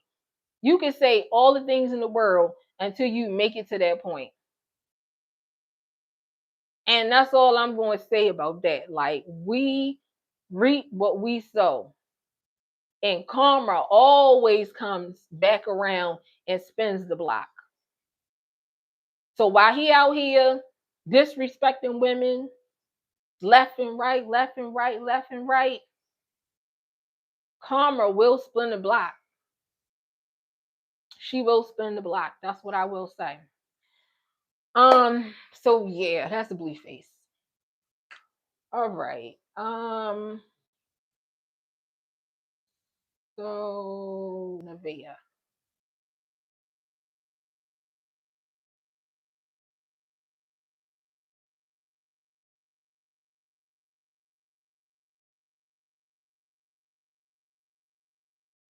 I'm supposed to be looking for the Nevaeh pictures.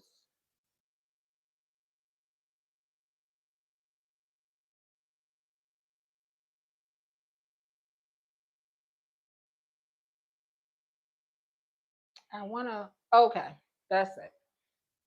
So Nevaeh.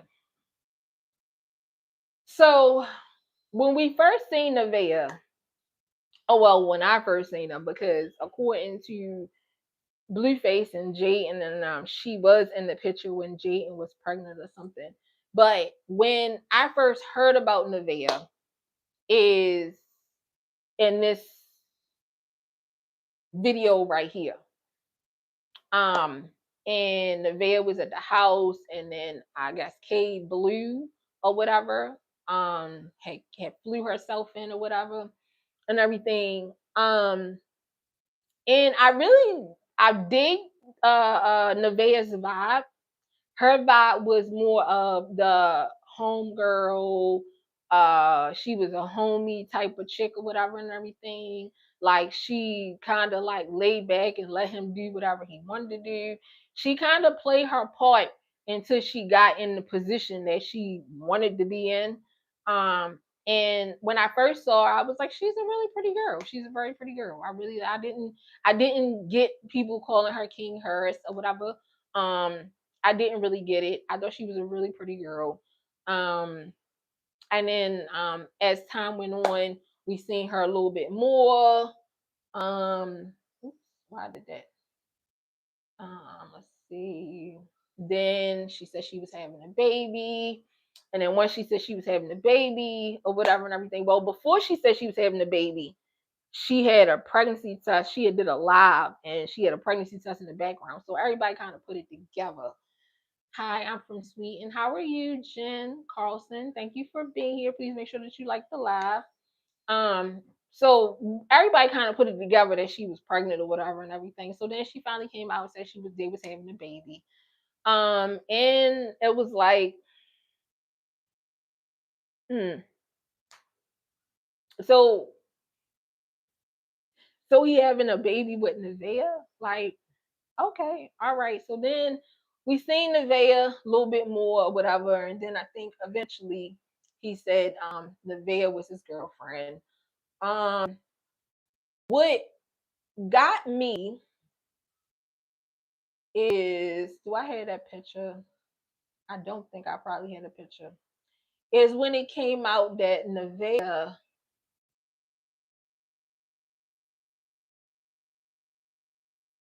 No, I don't have that picture. Let me go back. Oh, this is the picture. That's it. So when it came out that Nevaeh plays with witchcraft. So I remember when people was talking about it, and let me get some of this done.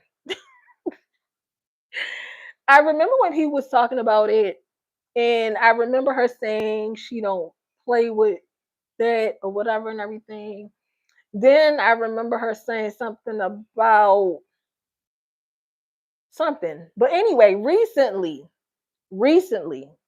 she has came out and said that she's a white witch, or she's a white, she play with white magic and not black magic or something. And I say to that, like, people make up things that they want to make up, and it's a lot of new age stuff going on nowadays. A lot of things that people playing with, and they have no idea what they playing with. Um, I when I run into like crazy people and stuff, you know what? I used to watch a lot of Nollywood movies. Let me say that first of all. In Nollywood, mm-mm-mm. Nollywood definitely give all the tea when it comes to the spiritual stuff and everything, and witchcraft and spirits and deities and stuff like that or whatever. They give all the tea. And one of the things that stuck out for as like Nollywood movies or whatever and everything is that they she don't want no one to help because they can expose more of the neglect. I get that too. I get that too, but something needs to be done. Something needs to be done, like, cause yeah, something needs to be done. Good morning, beautiful. How is your lovely morning? Elena is in the house. Hi, Robert. How are you? Thank you for checking in from Atlanta. I'm a Virgo. Okay, okay, okay. Shout out to the Virgos. I got no problems with Virgos. Superior is in a way she shows it daily. Mm, in the way. Okay. Um. So anyway, what was I about to say? Oh, Nollywood. So yeah, Nollywood gives all the tea. So a lot of like the little things, a lot of movies or whatever. Basically, people be praying to spirits and gods and stuff, whatever and everything. And it'd be for different things. Some people be wanting to have babies and stuff, and some people be wanting to be rich. They want money. They want a good job. They be wanting different things or whatever. So they go to these. Um, gods or deities, whatever have you, whatever. And the deities or whatever, they tell them to do certain things or whatever, and they go do these things or whatever and everything, and they get blessed from the deities with certain things or whatever.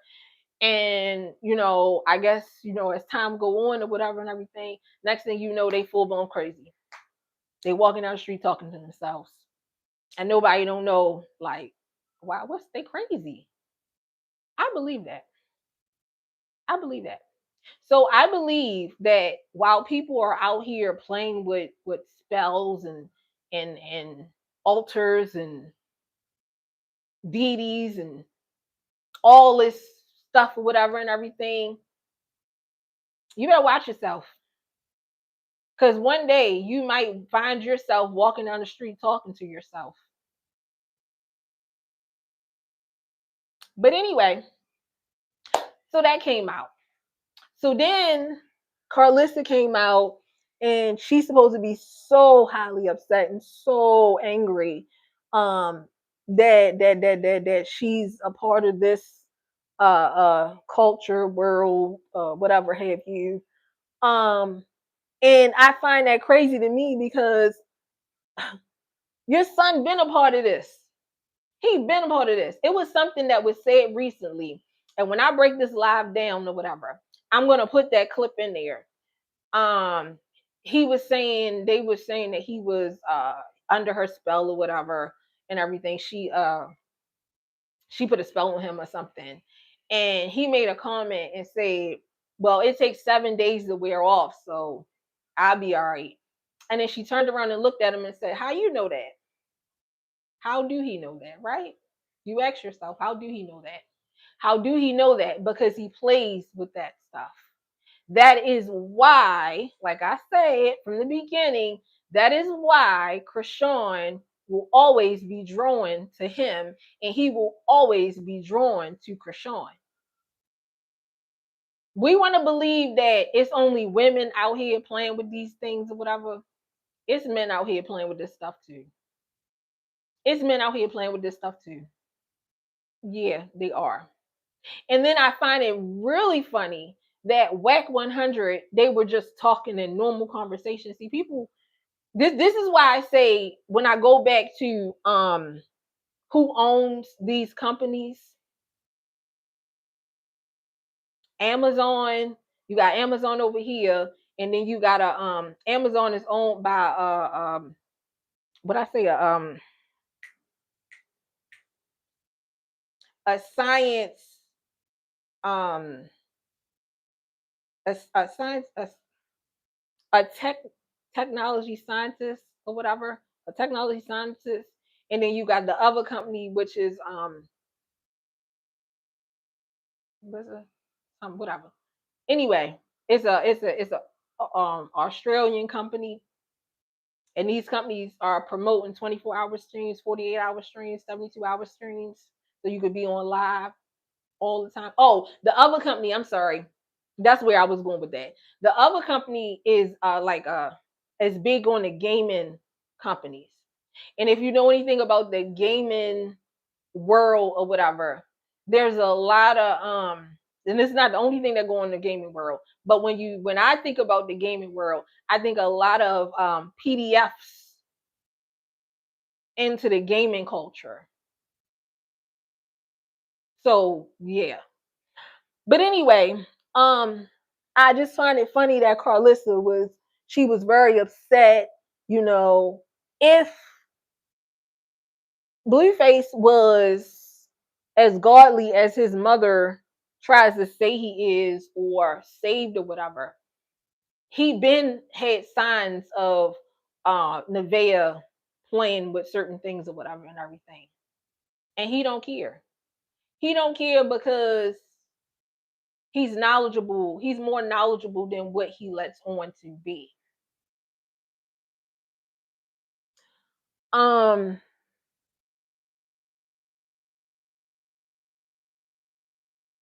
all I'm looking at is these are the people that some children are looking up to. And that opens the gateway for them to be into witchcraft. But anyway, moving on from that. You know, let's see. All right. So the thing about Superior and Blueface. So, like I said, the reason why I wanted to break down the owners of these two companies is for a reason. You got Amazon that owns one company, and then you got another company that's like a gaming company. Now we talking about PDF allegations. PDF allegations. And Blueface is very much aware. He is very much aware of these allegations because this is his world. Like when y'all thinking like I don't know what y'all be thinking, but he set all this stuff up. He set all this stuff up. He's very knowledgeable about what gets the internet going. And that's why Krishan is so knowledgeable about what gets the internet going. She's very aware of people looking at the mistreatment of Krishan Jr. She's very aware. But she also knows, because Blueface taught her, what gets the internet going. So every now and then, she's going to hold Krishan up in the camera. She's going to make a comment and look at him in the backseat and say, I love my son. She's going to do all these things because this is what gets the internet going. This would bring in the dollars. That's why the thumbnail, it got dollars on their eyes. This is what bringing the dollars. That's what it's all about. So people are making allegations about Blueface and the little boy, Nevaeh's son, and they see the allegations. They see it. They know it's there. And guess what they do? They do more stuff. They do more stuff. And people that's paying for questions and sending them money and subbing and all this or whatever and everything, don't ever underestimate that it's not PDF files. And I say PDF files because I can't say the word or whatever, all over these platforms. Because when I found out that one platform is owned by a gaming company, and then the other platform is owned by Amazon, PDF files is all over it. And they paying, that's all right. Okay. They paying good money to see these interactions. That's why I follow somebody, Madam Celeste or something. She talks about the spiritual element of it and how Superior might be part of Nevaeh's plan and the whole witchcraft and everything. But I think that I think the witchcraft is there. I do believe the witchcraft is there, but I think the witchcraft is there in another element per se. But far as Blueface, I think that he knows, like he knows that people are watching. He knows people are watching. And that type of content probably brings in more views and more money. And we're seeing this right before our eyes. Right before our eyes, we're seeing this. It's just crazy to me. It's crazy. It's absolutely crazy to me. A gaming company owns one of these companies. I can't remember which one it is, but a gaming company owns one of these companies. And when we think about PDF files and how they go on the internet and they get on these games and they talk to these little ones or whatever and everything, they go in different chat rooms and everything, and they have them winding up, meeting up with them sometimes or whatever and everything. Um, wow, wow, wow, wow. But all for money. All for the clicks and views, all for the money, right? All money is not good money. And while we are seeing right now, we're seeing the Nickelodeon, the Disney whole thing going on or whatever. Now we're seeing it in a different type of way on social media, internet platforms. We're seeing it right in our eyes. And they know these allegations is out there.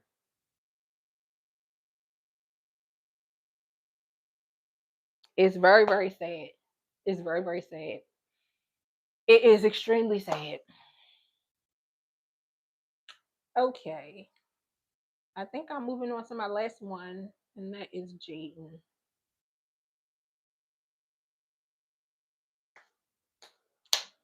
Jaden. What even a week? Okay. Even less. I ain't see this. Last wait. This just wouldn't even last the walk to the clinic in the shoes I had on last year. So y'all, I don't know what that's about. But anyway, Jaden. Jaden has got to be the biggest clown that Blueface has. She has got to be the biggest clown. So when I first seen of Jaden, it was in a video. I guess she was beaten. Do I have that? Do I have that picture? She was. I don't think I have that. Okay. No, I don't have that. She was, I guess, trying to get in. He was putting her out on Mother's Day or something like that, or whatever, and everything. Um, and then from there, then we seen the whole her and Krishan drama, and then every time, just like Krishan, every time we be like, okay, Jaden is moving on, Jaden is above that, then Jaden is right back around him. They right back together. She rubbing his head and they kissing and flirting and all this other stuff. She right back with him. And I do understand the connection there because they were in high school together. She pretty much grew up with him. And I understand the connection there, but at the same time, like, mm, mm, mm, mm. It's beyond me. It's beyond me. And right now, people are talking about she has an alcohol problem. She has an alcohol problem because she has something going on. It's something going on. And then when it doesn't seem like her family is really in the picture like that, the only family that it looks like, and I say looks like because that's what it appears to be, the only family that it looks like that she really has is connected to Blueface, his mother. His mother, who publicly, I'm going to say publicly because we don't know what she's saying behind the scenes or what's being said, but publicly, she never holds her son accountable. She never holds her son accountable. The only time I heard her hold him accountable is in that recent video they had recently. Um, so everything that Jaden does, and sadly, I've been in this space before. I've been in this space before. Everything that Jaden does is to try to win Blueface back in a way. Even when it comes to how she take care of her kids, even when it comes down to how she's moving business wise right now or whatever, it's all to make him see that she is actually valuable to him. All of it. That's what it's all about. This whole thing with Kai bands, I don't believe that is real at all. It looks very, very fake. It looks it looks like a promo. It looks like a promo. I'm not going to say that Kai should be all over her or none of that. It's just not giving real. And it's giving she's going along with it, for one, for the money, for the streams, for the views, for two, to try to get back at Blueface. To try to get back at Blueface. Look, you got this going on. Now I got this going on. So before recently, the video came out of her and Bravo. I was trying to go find that video. I didn't want to see the video at first. I really didn't. But then I was looking at Voodoo Doll. And the way how she explained the video, I'm like, I got to go see this video. But I couldn't find it. But they said like she was really, she was doing the thing in that video. And the only reason, everything, like I said, everything goes back to Blueface. The only reason why that happened is because she was trying to get back at Blueface. And she let it be recorded because she knew at some point he was going to see it. She knew at some point he was going to see it. That's why she probably gave her best performance for real. Now, Sadie, her supposedly ex-best friend, and I kind of want to talk about that too, because like that's some shady, that's crazy. And that's why I'm that's why she probably got the name Shady Sadie, because that's so shady to think about the engagement video or whatever, and she was clapping her up and bigging her up, but all at the same time you was sleeping with her man. Like that is some shady ass shit. But anyway, according to Shady, she said it wasn't all that. But everybody else that I heard talking about it, they said, yeah, it was all that. She was getting, oh, I got 20%. How long I've been on live? This the longest I ever been on live. Anyway, according to everybody else, she was giving it her all. And she did all that to get back at Blueface. Everything she does is to make Blueface see that she is the one.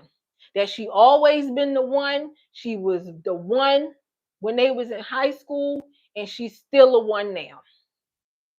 But he is not seeing it. He's not seeing it. And he's also on a money chase. Like I said, everything is about the money. Everything is about the clips, the views, the money. Everything is about the money. And then we got to go into a topic of how people try to make it seem like they got more money than what they got. And I can clearly see that, like, he come online, he posts all this money, he show all the money, and he show all his cars, and he go show all the stuff going on. But things that have came out, his house is in foreclosure, he owe all these people whatever. He don't really have the money that he's portraying online to have. So that's why he's working so hard to continuously to keep up the drama, so more money can come in. More money can come in. And something showed me recently that they don't have the money that they portraying. It was the incident where Nevaeh was eating her salad or whatever, and people was like, she didn't wrench off her salad or whatever. And it's crazy she didn't wrench it off, because we got this big produce disease going on. Is it a disease? Is it, I don't know, whatever it is, people getting sick or whatever. And they was originally saying it was coming from the lettuce. Now they saying it's not coming from the lettuce. They said from the lettuce from Taco Bell. Now they said it's not coming from the lettuce Taco Bell. I've heard people talking on YouTube about they was sick, but they didn't even eat lettuce. They ate steak and stuff. So we don't know where it's coming from. So at this point, we at, like, she just took the lettuce out the bag and put it on the plate. She ain't wrench it off for nothing, which is absolutely gross. So that probably what the bug is. Some people is saying that it was a roach. I don't think it was a roach. Not to say that they above having roaches or whatever, but I don't think it was a roach. I think it was like some type of flying bug or whatever and everything. But what shows me that they don't have the money that they proclaiming they have is a bug was in your food. A bug was in your food. And you just take the bug, he took the bug out, and then she took the food, I guess, that the bug came in contact with, and she threw that part of the food away, but she continued to eat the food. When I think about people that would do something like that, I think about people that's on hard times. Because I can't just throw all this food away and everything because we don't even really have that much to eat at the begin with. That's what I think about. So all this money that they proclaim to have, I don't think they have all this money. But anyway, I digress. I'm talking about Jaden. Um, while I think that everything that she does is to um make Blueface see like she's the one, I also commend her for being a good mom or whatever and everything. Now, Pink Face does have a bad mouth. Now it seems like Carlissa is getting her mouth together whenever everything. Because the last live that I seen with Carlissa and Pink Face, she said she didn't curse or anything. So it seems like Carlissa might be getting her together, I guess. But far as it looks like her children are healthy, it looks like they eat. It looks like they are well taken care of. You never see them coming on camera with their hair matted to their head, like Krishan Jr., like Krishan has Krishan Jr. They look very presentable. They look very presentable. So I will give her credit for that. But I wish that she would go talk to somebody, because any addiction of any kind shows that something mentally is going on. So while people, oh, she's a drunk, and Blueface put that out there, she's a drunk, or whatever. Like, is she not drinking for no reason? She's drinking because something is going on. Something is going on. Like, yeah. And therapy and stuff is not for everybody. But I do encourage people to go to therapy. Me myself, I'm not a person that has went to well, I did go to therapy. I'm lying. I did. I went to grieving counseling. I did. But otherwise, I think for me, and I'm only talking about me, what works for me is me actually sitting down and having a conversation with myself and confronting myself. And I know it sounds crazy, but confronting myself and understanding my part that I played in certain things or whatever, and understanding that I can no longer go to that point again. Understanding, like, yeah, I'm above that now. But that's what works for me. But I do believe that therapy works for people and everything. And I do believe that if something is going on, you have some type of addiction, any addiction, you could be addicted to anything. You could be addicted to anything. I was addicted to sodas at one point. You could be addicted to anything. If you have any type of addiction, um, you need to confront that and figure out what's going on. So with her, I think that she needs to figure out what's going on, and I would like to see her um move past Blueface. Not with this Kai Bands person, because this doesn't seem real. It seems like it's all for clicks and views, and I get it. Like I said, the money is important. You gotta have money to live and take care of things. Um, but I want to see her move past it in a way mentally. I want to see her move past it in a way mentally, like they could be around each other, and she ain't got to do all this stuff, touching in his hair and touching on him and kissing on him or whatever. Because anytime they come together, anytime you see them around with together and they with the kids, most of the time you see her touching all over him and kissing him and all this other stuff. Like, I want her to move past that point and just be able to co-parent with him.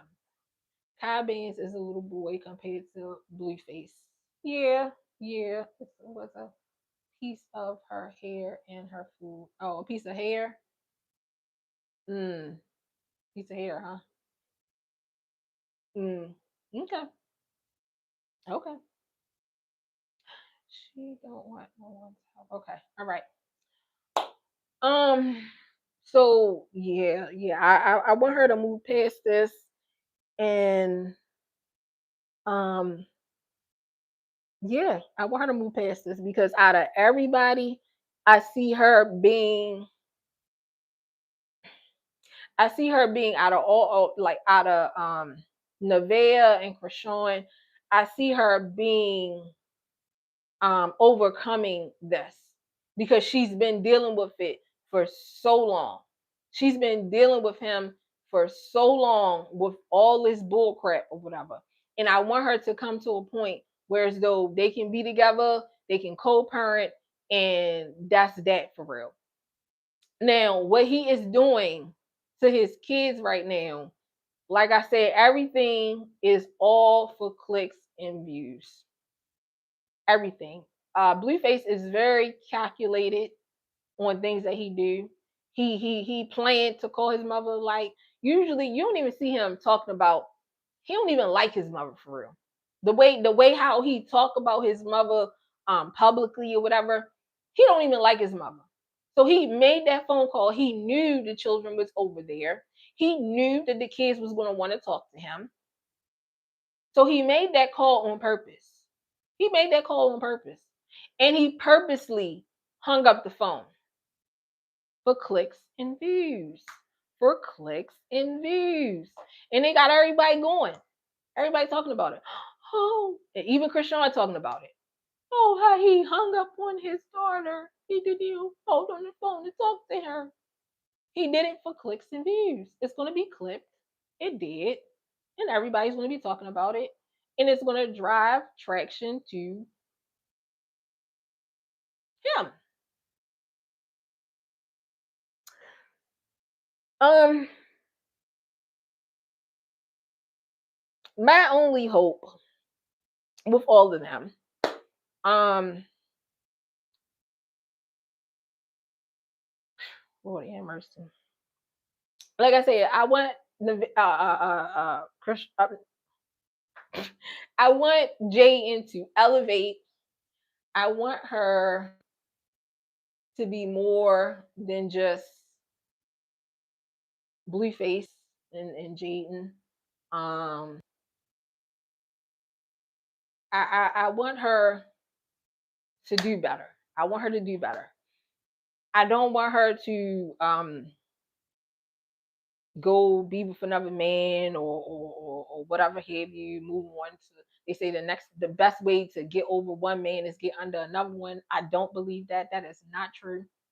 It is not true. It's very detrimental. I do believe she needs to truly heal. She needs to truly heal. Because her children is going to need her because their dad can't be, he mentally, he can't be the dad he needs to be. He can't be the mentally, he can't be the that he needs to be. Right now, he is very focused on money.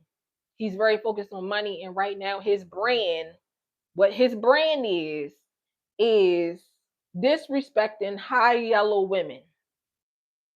And also, he's also putting another element into his brand of PDF grooming or whatever. He's putting that into his brand as well. So he's all about trying to chase the money right now. So he can't really be a dad the way he needs to be a dad. So I really hope for Jaden that she elevates and overcomes and does not have the need to want to prove to Blueface that she's number one and she's always been number one. I want her to really not care about the women that is coming and going. Now, far as her letting her kids over there, I agree with her not wanting her kids over there. I wholeheartedly agree with that. Now, if he have a problem with it, if he have a problem with it, and he don't like the arrangement that's going on, then I would tell him to go to court. That's what I would tell him to do. Go to court. Take it to court. If you don't like the arrangement that you want your kids at your house and you want to spend time with them, take it to court.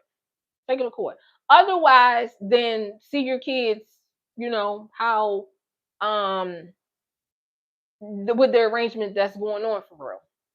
And I whatever it sounds like the arrangement is, the kids go to Carlissa house and he go over Carlissa house. I think that's a better arrangement to have than to have them in all that nonsense, because all he's doing right now is clipping, clicks and views, clipping, clicks and views, and subs. Can't forget the subs. So everything that he say out his mouth is about clips, clicking, views, and subs. He had conversations with his son in the past. Keep asking his son, is you gay? Is you gay? All for clips and views. All for clips and views. Now, some people were saying like he was, he low key grooming his son or whatever and everything, and it could be, it could be, but I really honestly think it's for clips and views, because if you felt that way, that's a conversation that you have with your son in private. And I was glad that Jayden was right there when he was asking him that at one point. Like, we're not going to talk about that right now. And this is why I don't think it's a good idea for Jayden just to drop the kids off at his house, because mentally he's not where he should be at. So he's not at where he's supposed to be at. And then the Nevaeh over here, you got her playing with white magic and crap. Like, no, I don't. Them kids don't need to be over there. Yeah, they don't need to be over there. But I do feel like he need to be in his children's lives or whatever and everything. And just because all this stuff is happening, he should not be taking that out on Jayden, because them kids ain't got nothing to do with that. They ain't got nothing to do with that. Not at all. Now, far as the kid with Krishan, I wish that he would stop going back and forth, because when the baby was born or whatever and everything, I remember him saying something, but then he went to go see the baby, and then they did that little stupid video or whatever, and they had the baby in the video and everything. He was holding the baby then. Like, I wish he would stop going back and forth. If it's not your kid, stick to it not being your kid. Now, what I can say, in the past 3 months, 4, 5, 6 months, or maybe, he has been sticking to it not being his baby. The baby not being his baby. He's been sticking to it. Even after this whole little meet up with Krishan, he's been sticking to it. So yeah, like, stick to that. As far as Krishan, you gotta break that tie, baby. Whatever tie that y'all had, you gotta break it. You gotta break it. You gotta break it. Like, she's using the excuse, oh, co-parenting, but them text messages ain't say nothing about no co-parenting. That's an excuse that she's telling y'all. It's that tie. Whatever it is, you gotta break that tie. And I don't know how you break it. Maybe you can pray it away. You need to really get into, stop pretending to be a Christian and really get into the word wholeheartedly, not pretending, but wholeheartedly get into it. And you got to break that tie, because your son needs you. Your son needs you. You need to break that tie. You need to take that baby to go get some help. And her family, the real family, the real family. I'm not talking about the fake family or the phony family, the real family that care about children's well-being. Y'all need to step up. Y'all need to do better. Y'all need to do way better, because God forbid, if anything happens to this baby and none of y'all did anything, nothing. Let me see. I watched the kick. Tie bands since a little boy. I watched the kick. Oh, with the piece of hair. Okay, okay. Well, they clipped it up as if it was a bug. And if a piece of hair was in my food, I'm still gonna throw it away. Like even with a piece of hair, I'm going to throw it away and I'm going to fix me something else.